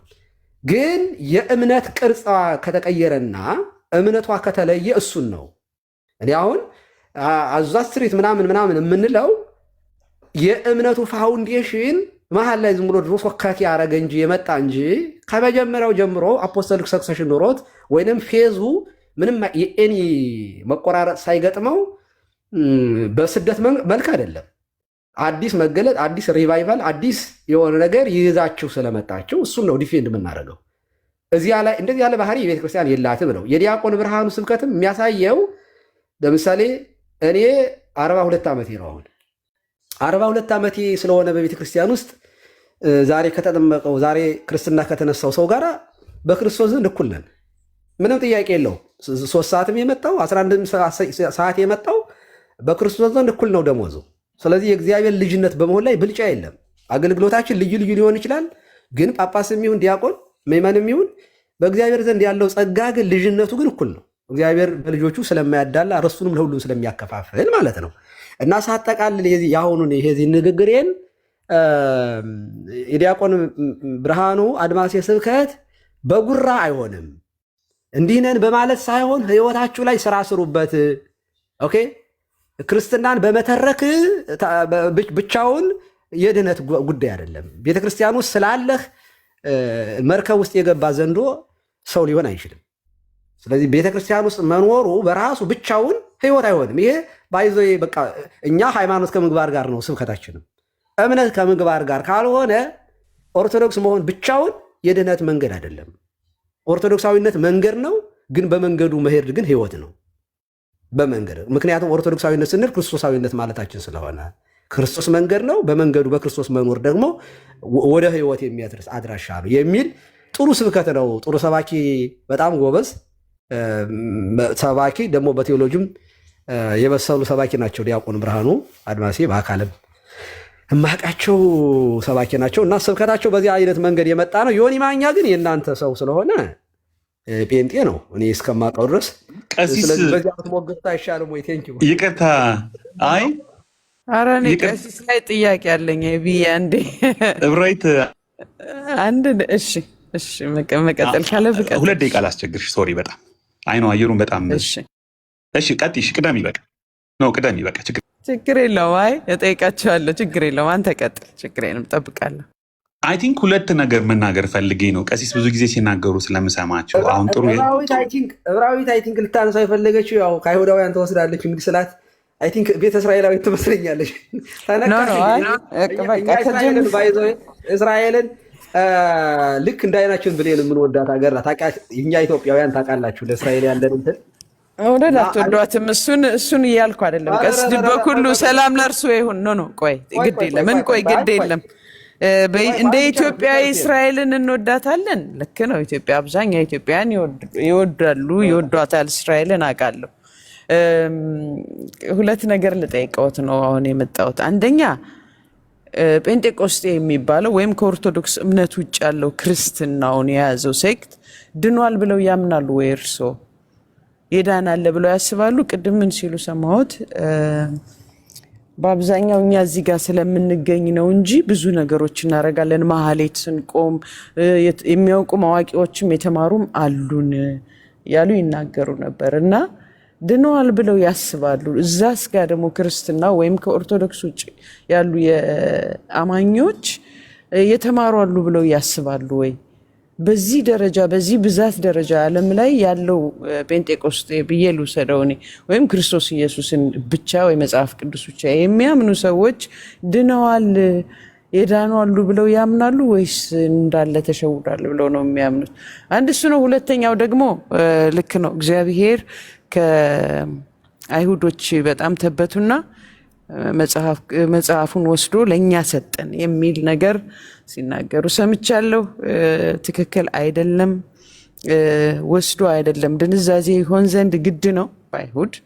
አሁን አይሁዳዊ ነኝ ግን መሲያኒክ ጁሽ ነኝ ማለት በክርስቶስ የዳንኩ ነኝ እና እንደዚህ ሲሉ አሁን እዚህ ጋር ሊያጨቃጭቅ የሚችል ሌላ ከኦርቶዶክስ የሆነ ወይም ከጴንጤቆስጤ ውስጥ ያለ የእምነት ቤት አለ። እኔ በጣም የማልግባባው ማለት ነው እንደዚህ አይነት ነገሮች በመናገሩ። ከዚህ በፊት ለብዙ አይሁዶች እልቂት ሆኗል ዩሮፕ ውስጥ።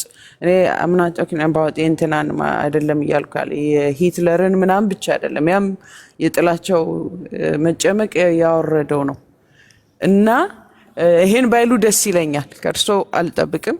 እግዚአብሔር ነጥቆ አንዱን ለአንዱ ሊሰጥ አይደለም። አብርሃምን ያመጣው ክርስቶስ ኢየሱስ እንዲገለጥ ነው እንጂ ኢየሱስ ክርስቶስ የአዳምን ልጆች ሊያድን ነው። ለከሌ አይደለም የመጣ። ልክ ነው። ሕጉን ይዘው ነበር፣ ተከትለው ነበር። የነሱ ድንዛዜ ባይሆን የዛ ሰፈር እምነት ብቻ ይሆን ነበር የጌታ ይመስለኛል። ለዛ ነው የነው ማመን ምፈልግና ይመልሱልኝ መጀመሪያውን ጥያቄ። ጸጋ ይብዛልዎት። ይቅርታ በማያስፈልግ ኃይለኝነት ገብቼ ከሆነ ግን ድምፄን በጣም ጮክ አላደረኩም። እኔ ዕብራዊት ስላየሁሽ ዳግመኛ በጣም ደስ ብሎኛል። በጣም ጥሩ ፖዚሽን ላይ ነው ያለሽው። አሁን እኛ ኢትዮጵያውያን በተለይ ኦርቶዶክሳውያን ኢየሩሳሌም የኛ ሀገር እንደሆነች ነው የምናስበው፣ ሀገራችን እንደሆነች ነው የምናስበው በክርስቶስ ምክንያት ማለት ነው። ኢብን ስለ እስራኤላውያን ስናስብ እውነት ለመናገር ታውቃላችሁ ሰውነታችን ሁሉ ነው የሚነዝረው። ኦኬ እና ለኢትዮጵያውያን በአጠቃላይ ይመስለኛል እኔ ስገምት ኢቭን ክርስቶስን ሰቃላያን እግዚእ ሁሉ መስለው አይታዩንም አይሁዳውያን። የአብርሃም ርስት ናት፣ ሀገረ ሰላም ናት። ኢየሩሳሌም ማለት ሀገረ ሰላም ማለት ነው ብለን ነው በቤተክርስቲያን የምናስተምረው። ቅዳሴያችን ላይም ሐውፃ ለኢየሩሳሌም ሰማያት እያልን የምንቀድሰው ነች። ኢየሩሳሌምን አስባት በጸሎተ ንስሐ በብዙ ቦታ ላይ ስለ ኢየሩሳሌም እንጸልያለን ሁልጊዜም ማለት ነው እና የቅዳሴያችንም ፓርት ናት እውነት ለመናገር የክርስቶስ። ምክንያቱም ጉንደ መስቀል የተተከለባት በቀራንዮ ላይ መድኃኒት መስቀል የተተከለባት ቤተክርስቲያን እንትን ማለት አገር ናት ኦኬ ሰማያዊቷ ኢየሩሳሌምን ከነዓንን የምናስብባት ናት። የአብርሃም ርስት ናት። በአብርሃም ደግሞ የክርስቶስ የተወለደባት ናት። ቅድስት ሀገር ናት ኢየሩሳሌም። ለእኛ ቅድስት ሀገር ናት። አንድ ኢትዮጵያዊ ኦርቶዶክሳዊ ለመሳለም የሚጓጓባት ሀገር ናት እና በጣም እንደምናመጥ በዚህ አጋጣሚ እንድታውቂው ነው። ድነናል አልደነንም የሚለው ጥያቄ በእኛ ቤተክርስቲያን ዕብራዊት ቤተክርስቲያን ማለት የክርስቶስ በዲ ኦፍ ክራይስት ናት። ቤተክርስቲያን የክርስቶስ አካሉ ናት። ስለዚህ ያቺ ኦርቶዶክሳዊ ቤተክርስቲያን ናት ብለን ነው የምናምነው። ከዚህ ውጭ ከአካል ውጭ ክርስቶስ የሚያድነው አለ ብለን አናምንም። ኦኬ ስፔሻል ኬዝ ሊኖር ይችላል ማለት ኤክሰፕሽናል የሆነ ነገር ሊኖር ይችላል። አናቅም። እሱ አማዞን ውስጥ ያሉት ሰዎችም ሊሆኑ ይችላሉ። የትም ቦታ እግዚአብሔር የሚያድናቸው ሊኖሩ ይችላሉ፣ ይኖሩ ይሆናል። ግን በእኛ ቤተክርስቲያን ዜር ኢዝ ኖ ሳልቬሽን አውትሳይድ ኦፍ ዘ ቸርች ብለን ነው የምናምነው። ከቤተ ክርስቲያን ውጭ ድነት የለም፣ መርከብ ውስጥ ከገቡት ውጭ ህይወት የለም ብለን ስለምናምን ያችን መርከቧ ደግሞ ኦርቶዶክሳዊ ቤተክርስቲያናችን ናት ብለን ነው የምናምነው። ይሄ ትምህርታችን ነው። አንዳንዶቹ ቪዚብል ቸርች እና ኢንቪዚብል ቸርች አለች ብለው በትምህርት በዶክትሪናቸው ባስተምሯቸው የሚያስተምሩ አሉ። የእነሱ ትምህርት ነው። በእኛ ጋር ግን ኢንቪዚብል እና ቪዚብል ካልንም እንደው በገነት ያሉትንና በክርስቶስ ሆነው የሞቱትንና በምድር ላይ ተጋድሏቸው ያልጨረሱ ክርስቲያኖችን ካልሆነ በስተቀር ሌላ ሁለት መንገድ አለ ብለን አናምንም። መንገዱ ክርስቶስ ነው። አንድ ነው መንገዱ፣ እሱ ክርስቶስ ነው። በክርስቶስ መንገድ የምትሄደው አንዲት ቤተክርስቲያን ናት። አካሉ አንዲት ናት። ከዚህ ውጭ ድነት የለም ብለን ስለምናምን ዊዝ ሪስፔክት ነው የማወራው። የለም ድናችኋል ብለን አናምንም እኛ። ባለፈው ይህን ጥያቄ ኤርሚያስ ሲጠይቀኝ ያው ፖለቲካ እየሰራ ስለነበረ ከሉተራን ወንድሞቻችን አስገብቶ ድነዋል አልዳኑም የሚል ነገር እየሰራ ስለነበረ እዚያ ጋር ምን ብየዋለሁኝ? ከጴንጤቆስጣል 100 እጅ ድነዋል። ምክንያቱም በሳክራሜንታል አንዳንድ ነገሮች ላይ ኦርቶዶክሳዊ የሆነ ነገር ስለምናይባቸው ለነሱ አርልቻለሁኝ። ትምህርት ላይ ነው እሱ ያንን ብያለሁ። ይሄ ማለት ግን እነሱ ቤት እየገባው 100 ጊዜ በገባው ቁጥር በጴንጤቆስጣልና በሉተራን መካከል ለእኛ አንድ ናችሁ፣ ሁላታችሁም አልዳናችሁም እያልኩ ነው እናኬ ጋር እየገባው መናገረው። እኛ ቤተክርስቲያን ውስጥ እንደዚህ ያለ ነገር በፍጹም እንድንልም አይፈቀድም። እንዲያውም ቴዎሎጂ ውስጥ ቸርች የሚባሉ ቸርች ይባላሉ አይባሉ? ኢቨን የካቶሊክን ቸርች መባል አለባቸው የለባቸውም? አስታውሳለሁ ከ15 ዓመት በፊት ቅድስት ሥላሴ ይማር ነበር እና ክርክር ተነስቶ ተጣልተናል። ቸርች ይባላሉ አይባሉም ወይ? የካቶሊክ ቤተክርስቲያን፣ የፕሮቴስታንት፣ የጴንጤቆስጣል ቤተክርስቲያን ይባላል አይባልም የሚል ክርክር ተነሳ እንዴ።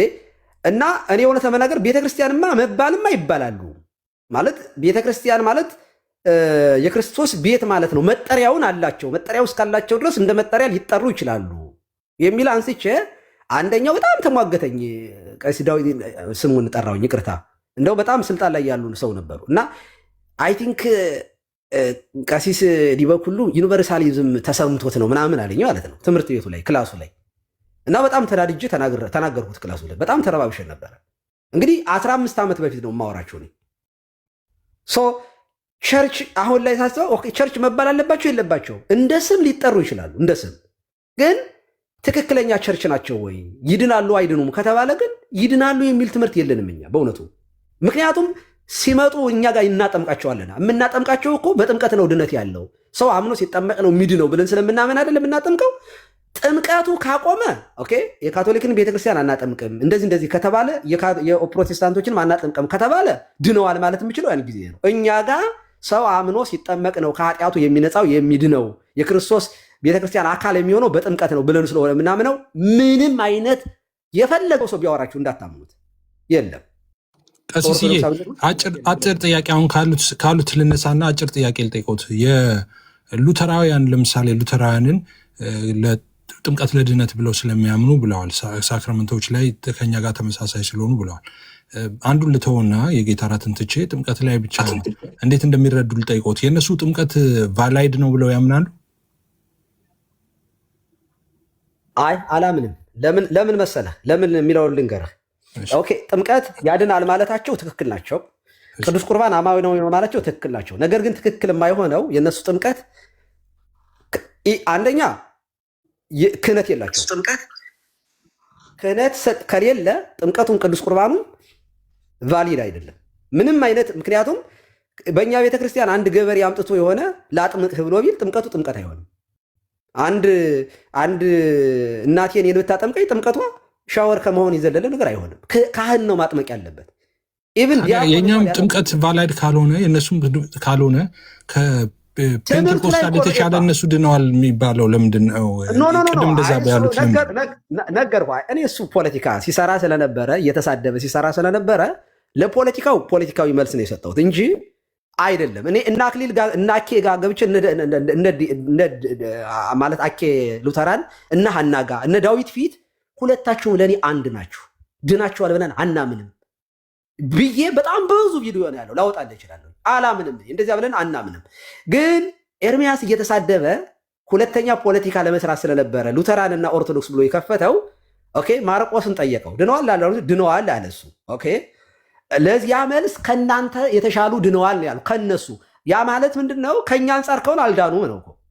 ከእኛ አንጻር ከኦርቶዶክሳዊ አንጻር አልዳኑ፣ ከነሱ አንጻር ግን ድናችኋል ነው ያለው። አሁን እሱ አገላለጽ ነው እኔ ያልገባኝ። አሁን አንደኛ አሁን ኤርሚያስን ስም ስላነሱ ኤርሚያስ እንደዛ ብሎ መጠየቁ ለምን እናንተ ስላላችሁ አስቀድማችሁ እሱ ድነዋል አልዳኑም ወይ ብሎ እናንተንም እነሱንም መጠየቁ አግባብ ነው። ውጭ እኔ አሁንም እየጠየቁት እንዳለሁት ማለት ነው። ምክንያቱም እናንተ አንድ ነን ከዛ በፊት አንድ ነን ትሉ ነበረ ከሉተራውያን ጋር በጥምቀትና በቁርባን አንድ ነን የሚል መልእክት ሲተላለፍ ስለነበር እዚህ ቲክቶክ ላይ እንደዛው ከሆነ አንድ ከሆነ እንደውም እናንተ እንኳን አንዳንዶቹ በነገራችን ላይ የሉተራን ስንል እዚህ ጋር እንትን ማለት ያለቦት አንዳንድ በጣም ጥቂት ሉተራን ቲክቶክ ላይ ያሉትም አይደለም ቲክቶክ ላይ ያሉት ሳይሆኑ ጥቂት ሉተራንን የሚሉ 2 3 ወይ 4 ሰዎች አሉ።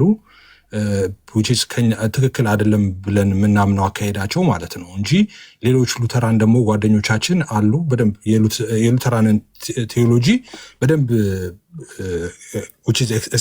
ኤክስፕሌን ማድረግ የሚችሉ ለሰው ማስረዳት የሚችሉ እንደነሱ አይነት ሰዎች አሉ። እና እንደነሱ አይነት እነሱን አይደለም ነው አሁን ፐርሰናል ነው እያወራን ያለ ነው። ስለ አንዳንድ ልጆች ነው እያወራን ያለ ነው። እንደሱ ሲሉ ነበረ።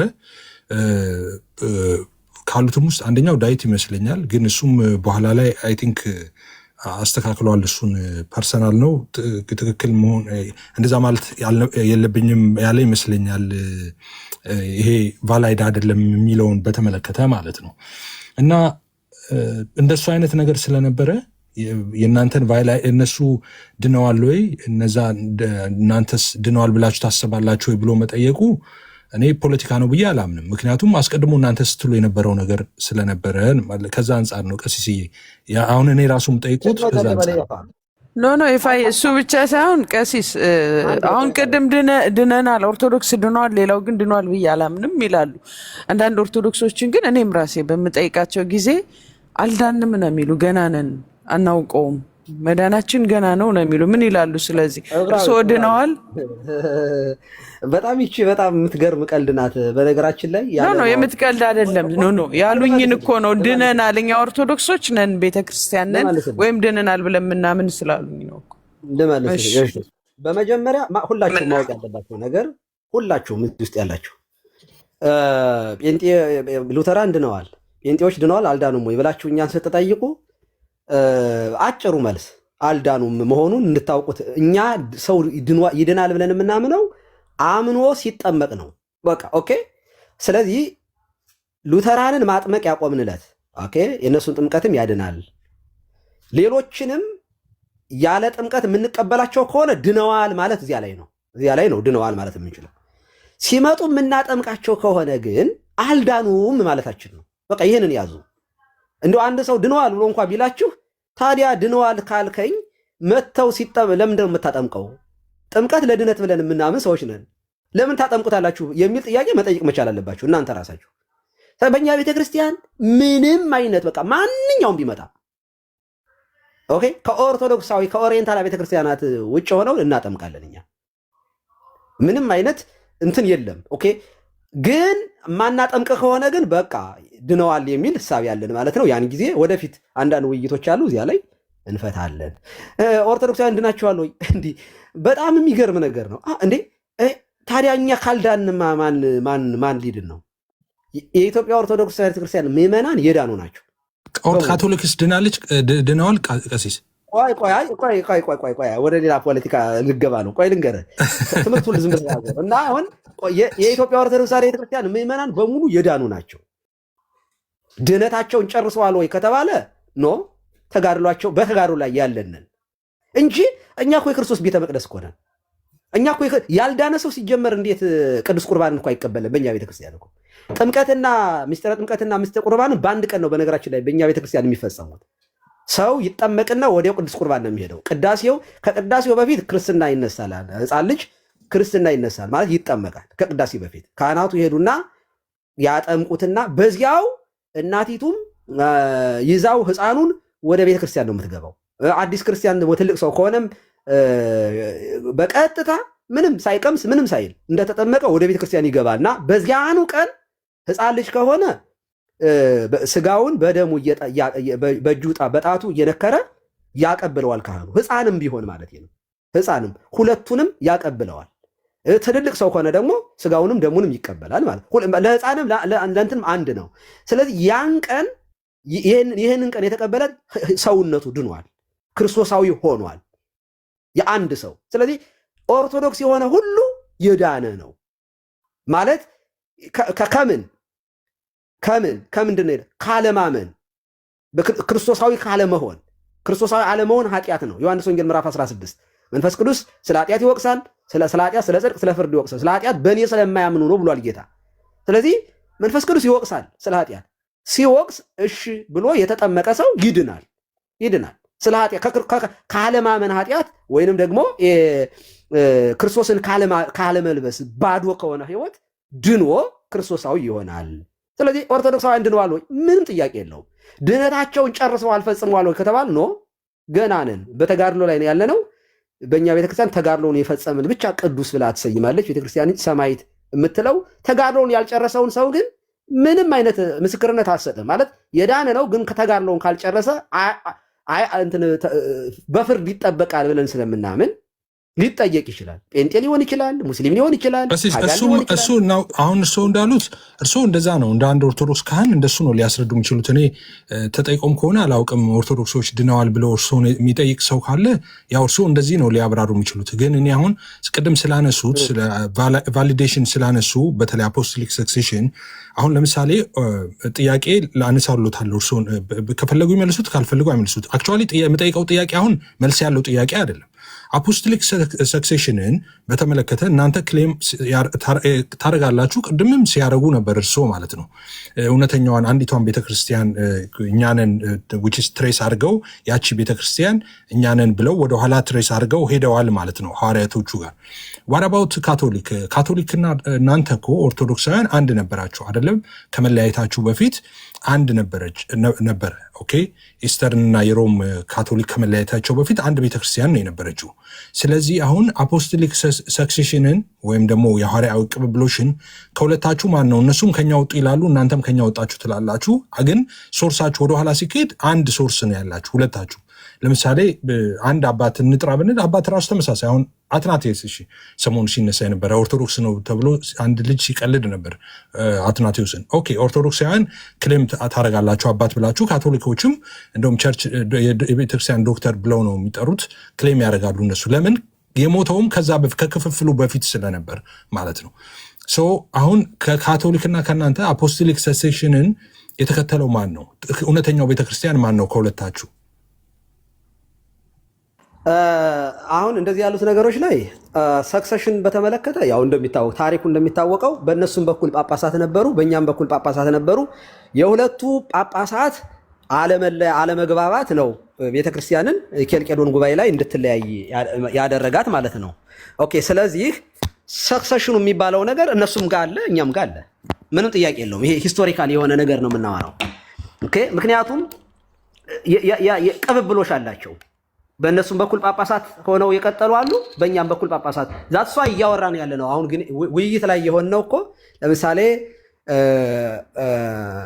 ብፁዕ ቅዱስ አቡነ ታዎድሮስ ይመስሉኛል የግብፁ ፓትርያርክ ከካቶሊኮች ጋር ሄደው እናንተ ያጠምቃችሁትን እኛ እናጠምቅም፣ 2000 ላይ እንደዚህ ያለ አግሪመንት ነበረ። ጠይቄያለሁ እኔ እዚህ ፋዘር አዛሪያስ የሚባሉ ግብፃዊ ካህን አሉ እኔ አካባቢ ማለት ነው። እና እንደዚህ ያሉ ወሬውን ሰምቼ ጥምቀት እነሱ ያጠመቁትን እኛ እናጠምቅም የሚል በእንትን ደረጃ ማለት ነው በዩኒቨርሳል በዓለም አቀፍ ደረጃ በኦሪየንታል ደረጃ ሳይሆን እንደ ግብፅ ቤተክርስቲያን በግላቸው ሄደው ይህን ነገር ተነጋግረው መጥተው የግብፅ ሲኖዶስ የኮፕቲክ ሲኖዶስ ሪጀክት እንዳደረገው ሂስቶሪካሊ ይህንን እናውቃለን። በግላቸው ግን እንደዚህ ያሉት ነገሮች ብለው ስለነበረ ያንን ሲኖዶሱ አልተቀበለውም።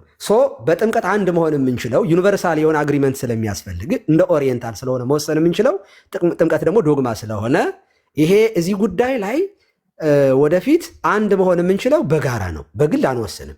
ሴንሲቲቭ የሆነ ኢሹ ነው። በግሪክ ኦርቶዶክስ ላይም ሆነ በካቶሊኮች ላይ አይተ ከሆነ ዲቤትኛ እናደርግም አሁን ላይ። ምክንያቱም ከኛ በላይ ሲኖዶሱ እያወራበት ነው ያለው ወደ ህብረት ለመምጣት ማለት ነው። አንድ ለመሆን የምንናፍቅ ሰዎች ስለሆንን ዝም ብለን መተን ማንቦጫረቅ አልፈልግም፣ እኔም አልፈልግም። ምኞት ስላለኝ አንድ እንድትሆን ዛት ዋይ ከእናንተ ጋር እንኳ ስናወራ እኮ ወደ አንዲቱ ቤተክርስቲያን መምጣት አለባችሁ ነው። ወደ አንዲቱ ቤተክርስቲያን መምጣት አለብን። ፋይናል አት ዘ ኤንድ ኦፍ ዘ ዴይ ቤተክርስቲያን አንዲት ናት። አንድ እውነት አለ። ሺህ ቤተክርስቲያን የለም። በቃ አንዲት ቤተክርስቲያን ያለችው እኔ እዚህ ድረስ ከመጡልኝ የእኔ ጥያቄ እዚህ ጋር ነው። አሁን እናንተና ካቶሊካውያን ስትለያዩ አፖስቶሊክ ሰክሴሽኑ በሁለታችሁም ጋር ካልተቋረጠ እኛ ከካቶሊክ ስንለይ ለምንድን ነው አፖስቶሊክ ሰክሴሽን የሚቋረጠው? እኛ ጋር ሲደርስ የእናንተ አልተቋረጠም ስትለያዩ፣ እኛ ጋር ለምንድን ነው የተቋረጠው? አሪፍ ጥያቄ ነው ይፋ። በነገራችን ላይ ሉተራን እኛን የማያጠምቁ ካቶሊኮችን የማያጠምቁ በጣም ስለራሩልን አይደለም። ካቶሊክን ማጥመቅ የጀመሩለት ሉተር ራሱ ጥያቄ ውስጥ ነው የሚገባው። ለምን እሱ ራሱ ተጠምቋል ወይ የሚል ጥያቄ ያስነሳል። ምክንያቱም የካቶሊክ ጥምቀት ትክክል አይደለም፣ የእነሱ ጥምቀት አያድንም ብሎ ካጠመቀ እሱ ራሱ ተጠምቋል ወይ የሚል ጥያቄ ያስነሳል። ሰክሰሽኑ ከዚያ ነው የሚመጣ ብለው ስለሚያስቡ አይሞክሯትም ፎርኤቨር ለዘላለም። መካነ ኢየሱሶችም አብዛኞቹ ከኛ የወጡ ናቸው። ስለዚህ መካነ ኢየሱስ የመሰረቷት እንደነ ትልልቅ ስም አልጠራም ያሉ ሰዎች ተጠምቋል ወይ እና መካነ ኢየሱስ ሲመሰረቱ አልተጠመቁም። አጥማቂዎቹ ራሱ ዋናዎቹ አልተጠመቁም። ዛሬ ማጥመቅን ከጀመሩ ግን እነዚያ ሰዎች ስላልተጠመቁ አይድኑም ማለት ነው መስራቾቹ ራሱ።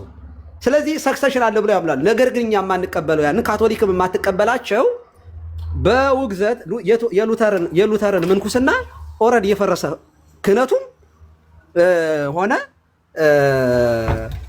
ምንኩስናውን ፈርሷል። ስለዚህ እኔ ቀሲስ በኩሉ ለምሳሌ ከኢትዮጵያ ኦርቶዶክስ ተዋሕዶ በወጣና የራሴን ቸርች መስርቼ ባጠምቅ ጥምቀቴ ዜሮ ነው የሚሆነው፣ አይሰራም።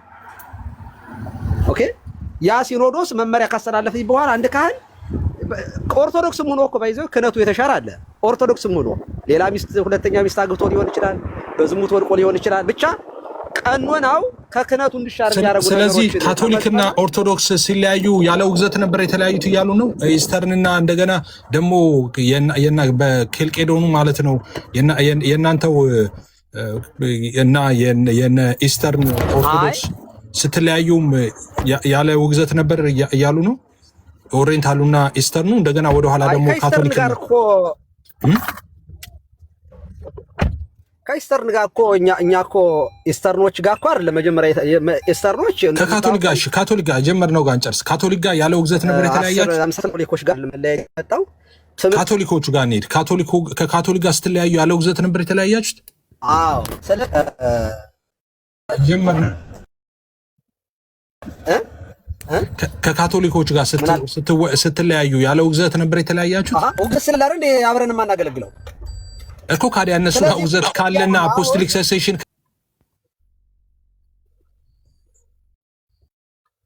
ቀሲስ ተቋርጠዋል። እኔ ጋር ብቻ ነው። አይ ተቋርጠዋል። እየነዱ ነው መሰለኝ። እሺ የተለዩ ጳጳሳት ማለት ተቋርጠው ነበር። ጳጳሳት ማለት ክህነትን የሚያስቀጥሉ ጳጳሳት ናቸው እንጂ ቄስ አይደለም ወይ መነኩሴ አይደለም። መነኩሴ ቅስና መሾም አይችልም፣ ጳጳሳትን መሾም አይችልም። ማለት ቄስ ዲያቆን ማድረግ ስለማይችል የመነኩሴ ስልጣን በጣም ትንሽ ነው። ስለዚህ ቤተክርስቲያንን ፕላንት ማድረግም አይችልም። በኤጲስቆጶስ ፈቃድ ነው ቸርች ራሱ አንድ ቤተክርስቲያን የምትፈቃድ የምትመሰረተው። ስለዚህ ሉተር መነኩሴ ነው፣ ጳጳስ አይደለም ነው። መነኩሴ ደግሞ ክህነትን አያስቀጥልም፣ ማስቀጠል አይችልም። ስለዚህ ጳጳስ ከሆኑ ቢወገዙም ችግር የለም፣ መቀጠል ይችላሉ። ቤተክርስቲያን እንደዛ ነው። እንደዚህ አይደለም። ይኸውልህ የኬልቄዶኑ ጉባኤ እንደምታውቀው የአንድ ጳጳስ የአሪዎስ ወይንም ጉዳይ ወይንም የንስጥሮስ የአንድ ኤጲስቆጶስ ጉዳይ አይደለም። የኬልቄዶን እኮ በጣም ትልቅ ጉባኤ እኮ ነው። ብዙ ጳጳሳት በዚያም በዚህ ማለት አንዲቷ ቤተክርስቲያን ላይ የነበሩ ጳጳሳት መለያየት ነው የተፈጠረው። ፖለቲካውም ገባ። ስለዚህ የአንድ ኤጲስቆጶስ ብቻውን የመሆን አይደለም። በእኛ ቤተክርስቲያን አሁን አንድ ጳጳስ እንኳን ብቻውን አይሾምም፣ አይቻልም። ያ እንደ ማህበር ነው። አየህ፣ ይሄኛው ግን ግለሰብ ማለት መነኩሴ ነው። ስለዚህ ዲበኩሉ የሚባል ቄስ ራሱን ችሎ ስለወጣ አፖስቶሊክ ሰክሰሽንን ማስቀጠል አይችልም፣ አውቶሪቲ የለውም። ጳጳሳት ግን የመገዳደር እንትን አላቸው፣ ምንም ጥያቄ ሂስቶሪካል በሆነ ነገር ላይ የመከራከር ዲቤት የማድረግ ራይት አላቸው። ግን አንድ ጳጳስም ሆነ ፓትርያርክ ከተወገዘ ከቤተ ክርስቲያን ያ አይሰራም ብለን ነው የምናምነው። ዛትስ ዋይ የሌሎቹን እኛ ድነዋል ብለን ማንለው በውግዘት እስከተለያየን ድረስ ውግዘቱ ካልተፈታ አንድ ነን ብለን ክሎዝ የሆነ ኮሚኒየን አይኖረንም፣ አንድ አይደለንም። ጥምቀታቸውንም አንድ ሌላ ጳጳስ ከኛ ቤተክርስቲያን ውጭ አንድ ጳጳስ ቢያጠም ጥምቀቱ ትክክል ነው ብለን ስለማናምን መልሰን ነው የምናጠምቀው እኛ። ምክንያቱም ግን ምን ልዩነት አለው ቀሲስዬ? ለምን እሱ አሁን ካቶሊክን አሁን አውግዛቸዋቸው፣ ግን እነሱ ብታወግዟቸው ቢወገዙም ቢለዩም ግን ደግሞ አፖስቶሊክ ሰክሴሽን የተከተሉ ናቸው ቤተክርስቲያን ናቸው ካሉ ምን ያደርግላቸዋል? ወደ እናንተ መምጣት ማለት እነሱ እዛም ሆኖ ድነት ያገኙ ናቸው ማለት ነው። በነገራችን ላይ ሰክሰሽኑን ብቻ ነሳው እንጂ መጀመሪያ ኬልቄዶን ላይ እኮ ጳጳሳት እናንተ ናችሁ ወይንስ እኛ ነን የሚል አይደለም ክርክሩ። እንደምታውቀው የኬልቄዶን አይደለም፣ ምን እዛው የካቶሊክ ከኢስተርን ጋር ካቶሊክ ያደረገችው ልዩነቶቹም በትምህርት ላይ እየተነሱ ናቸው። በትምህርት ላይ ነው። ግን ሪሊ ኬልቄዶን ላይ ፖለቲካ በጣም እንደነበረ ታሪኩን የጋራ የምናውቀው ታሪክ ስለሆነ የፖለቲካው በጣም ስፕሊት እንዲሆን ብዙ ነገሮች ሰርቷል። ዛሷ ውይይቱ የሚደረገው አንዳንድ በነገረ ክርስቶስ ላይ የቃላት ችግር እንጂ ይህን ያህል ልዩነት ከሁለት አካል አንድ አካል ከሁለት ባህሪ አንድ ባህሪ ሲባል የቃላት ያገላለጥ ችግር አለ። ስለዚህ ቴዎሎጂካሊ ያሉ ፕሮብለሞችን ተነጋግረን ውግዘቱን አንስተን አንድ መሆን አለብን ነው እያልን ያለ ነው። ስለዚህ ያ እንዲመጣ እንናፍቃለን። እስከዚያ ድረስ ግን ነው ማለት በመካከል ቤተክርስቲያኑ አንድ ሆነናል የሚለውን አዋጅ እስከምታውጅ ድረስ ግን ኢሶኬ ካልን ወደ አንድነት አንመጣም ማለት ነው።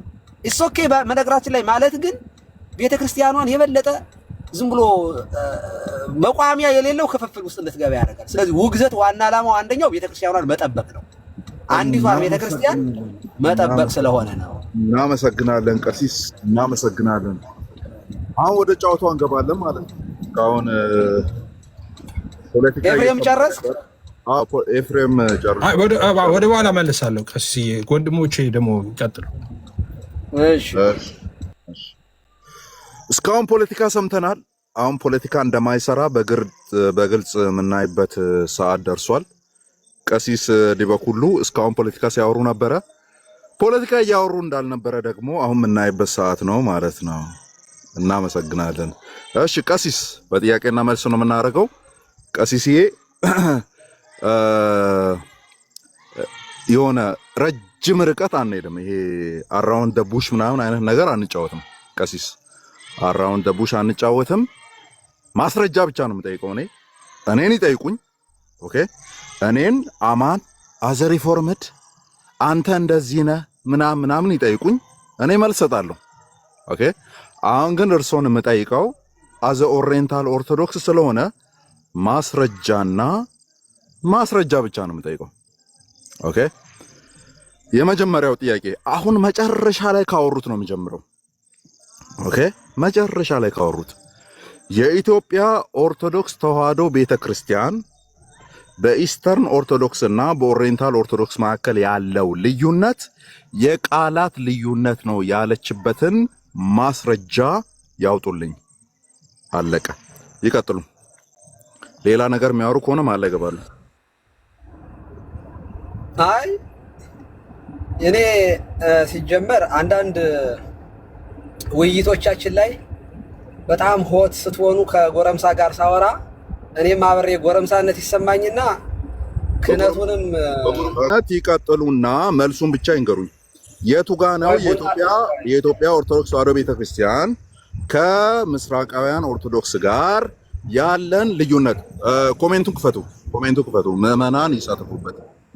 ከኢስተርን ኦርቶዶክስ ጋር ያለን ልዩነት የቃላት ልዩነት ነው ያለችው የቱ ጋ ነው? ቲክቶክ ላይ ፖለቲካ መስራት አይቻልም፣ በተለይ እኔ ባለሁበት ቦታ። አሁን ማስረጃ ብቻ ማስረጃ። ጨረስክ? አዎ ጨርሻለሁ። ማስረጃ ነው የምጠብቀው። ሚውት አድርገው። እሺ አሁን እስካሁን በስርዓት እያወራን ነው። የጀመርኩትን ልጨርስ፣ ጣልቃ አትግባ። እና ሆት የሆነ ውይይት ስናደርግ እኔም በጣም ስሜታዊ የሆንና የክህነቱንም ሽምግልና በጣም ላወርደው ስለምችል ከይፋ ጋር በቀጠልንበት ከብራዊት ጋር በነበረበት ውይይት ከቀጠለ ይቀጥላል፣ ካልቀጠለ ግን ቻው መባባል በጣም አትራፊ እንደሆነ እገነዘባለሁ። ስለዚህ ቻው ማለት ቀሲስ ቻው ማለት አይደለም መሀል ላይ እገባለሁ ብያለሁ። እኔ ባለሁበት ፖለቲካ መስራት አይቻልም። ቻው ማለት ማስረጃ የለኝም ማለት ነው። እስካሁን ሲሰሩ የነበሩትን ፖለቲካ አይሰሩም እኔ ባለሁበት። እሺ አሁንም ይሁን ሚውት አድርጌ ልጠብቅ ነው። አለ ወይም የለም ብለው ከሳውራ ጣልቃ አትግባ። ላውራበት አለ ወይም የለም ብለው እንዲጀምሩ ሚውት ላደርግ ነው። ይኸው ያወራው ሲጀመር ያላልኩትን ነው እኮ ያወራው። ልመልስልህ፣ ያላወራሁትን ያወራው ሲጀመር የትምህርት የቃላት የሚባል ነገር አለ ብያለሁ። ከሁለት የቃላት አገላለጥ እንጂ ይህን ያክል የእምነት ልዩነት በጣም ሰፊ ልዩነት የለንም። ስለዚህ አንድ መሆን አለብን የሚል ውይይት እየተካሄደ ነው ብያለሁኝ።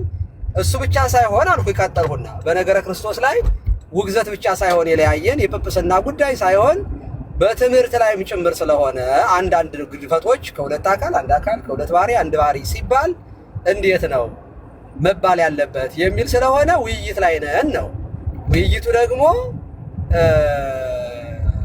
ከረንትሊ ነገሌ የምላቸው ሰዎች ጭምር ውይይት ላይ እንደ ቸርች እያደረግን ያለ ነው። ይቀጥላል ይሄ ውይይት። ለዚህ ማስረጃ ካልከኝ ሂድና ጠቅላይ ቤተ ክህነት ሂደው የነበሩትን ሰዎች አንዱ ዲያቆን ሄኖክም አለበት፣ ብፁዕ አቡነ አረጋዊ አሁን አርፈዋል፣ አባ ኃይለ ማርያም እሳቸው የነበሩበት፣ በግብፅ ቤተክርስቲያን ያሉትን ሰዎችን አላቅም ስማቸውን። እንደዚህ ያሉ ውይይቶች እየተካሄዱ ነው። አሁንም ውይይቶቻችን እያደረግን ያለ ነው። ይሄንን ከሆነ የፈለከው ይሄው ነው። እሺ ጥያቄ አልተመለሰም። እንደምትሰሙት ምዕመናን ጥያቄ የነበረው በኮፕቲክ ቤተክርስቲያን በኩል ያለው ቆይ አንዴ ቀሲስ ሰምቼዎታለሁ እኮ በኮፕቲክ ቤተክርስቲያን በኩል የነበረው ምላሽ ምን ነበር የሚል አይደለም።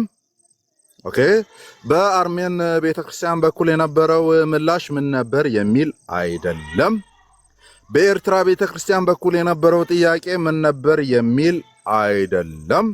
የነበረው ምንድን ነው? ጥያቄው በኢትዮጵያ ኦርቶዶክስ ተዋሕዶ ቤተክርስቲያን በኩል በኢስተርና ቤተክርስቲያናት ወር በምስራቃውያን ቤተክርስቲያናት በኩል ያለው ልዩነት የቃላት ነው። እንደው አበበ በሶ በላ ሲባል አበበ እንጀራ በላ የሚል አይነት ልዩነት ነው የሚል አይነት ልዩነት መኖሩን የኢትዮጵያ ቤተክርስቲያን አጽድቃለች ወይ የሚል ነበረ። ምዕመናን እንደሰማችሁት ቀሲስ ደበኩሉ ምን እንዳወራ ሁላችሁም ሰምታችኋል። ጥያቄ ቁጥር 2 የማይመለስ ማለት ነው። የማይመለስ ጥያቄ ቁጥር 2 ኦኬ። የኛ ቤተክርስቲያን ናት ያልተነጠለ ያልተከፈለ የሐዋርያዊ ቅብብሎሽ ያላት የሚል ነገር አውርቷል። በል ቀሲስ ደበኩሉ ኮሜንቱን ክፈቱት። ኤፍሬም ምንድን ነው እየተካሄደ ያለው? ምዕመናን ይሳተፉበት። ጥያቄን አንዴ ላቅርብ። በአፖስቶሊክ ሰክሴሽን ወይም በሐዋርያዊ ቅብብሎሽ የእኛ ቤተ ክርስቲያን ናት ያልተከፈለ የሐዋርያዊ ቅብብሎሽ ኦር የአስተምሮም ቅብብሎሽ ያላት የሚል ነገር ቅድም አውርተዋል ልበል ቀሲስ ድበኩሉ? በካቶሊክ ቤተክርስቲያን በኢስተርን ኦርቶዶክሳውያን እና በኦርቶዶክስ ተዋሕዶ ቤተክርስቲያን ክርስቶስ ለዓለም አልሞተም ለተመረጡ ሰዎች ነው የሚል እንደዚህ በጣም ዝም ብሎ የተበላሸ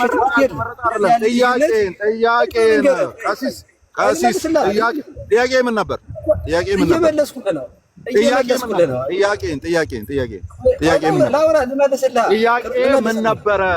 ጥያቄ ምን ነበር ያለው? ምንም ሊመልስ አልቻለም። ስለዚህ ሌሎቻችሁ ቀጥሉ። በቅቶኛል። አማን አንዴ ሁላችሁ ሚውት አድርጉ። አማንም ቀሲስም ይቅርታ በጣም ቆይ። አሁን ይሰማል ድምጼ? ይሰማል። ባግዳድ በተራ በተራ እየተጠያየቁ መልስ መመለስ ነው የተሻለ የሚሆነው፣ መማማርም የምንችለው። አይ ቲንክ በዚህ ሁኔታ ብዙ ርቀት የሚያስኬድ ነገር አይደለም ያለው ነገር። ኤኒዌይስ ወደ ሰላማዊ ውይይት ምናምን ብንመለስ ቀሲስ ፈቃደኛ ከሆኑ አማ የሚያነሳቸውን ጥያቄዎች መመለስ ነው። ካልሆነ ደግሞ እንግዲህ ቢቀር ነው የሚሻለው።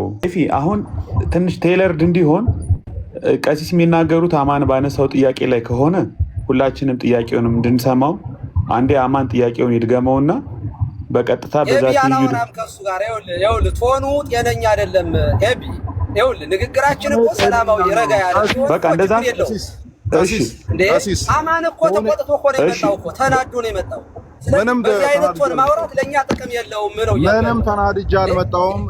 ቶኔም አማን እንደዛ ከሆነ እንቶ በቃ እዚህ ጋር እናቁመው ማለት አሁን ቀሲስም ለአማን የሚሰጡት መልስ ከሌለ ቀሲስ ይቅርታ ለአማን የሚሰጡት መልስ ኦልሬዲ ከሌለ በቃ አሁን ስለዚህ ምንም እኮ ሌሎች ቶኑን ረጋ አድርገን ማውራት አለብን። ከመጀመሪያ ጀምሮ እኮ ረጋ ብለን እናወራ።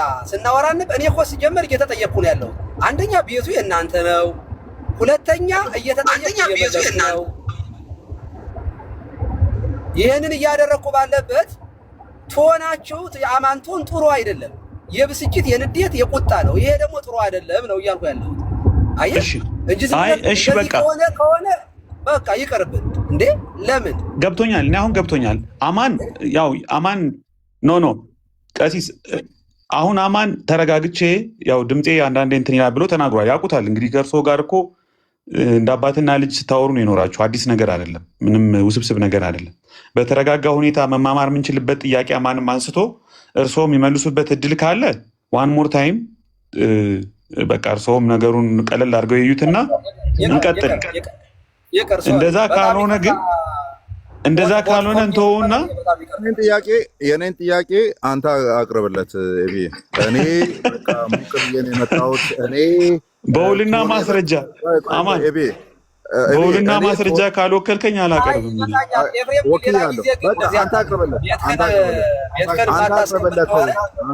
የእኔን ጥያቄስ እንዴ? አንድ ጊዜ ቆይ፣ አንድ ጊዜ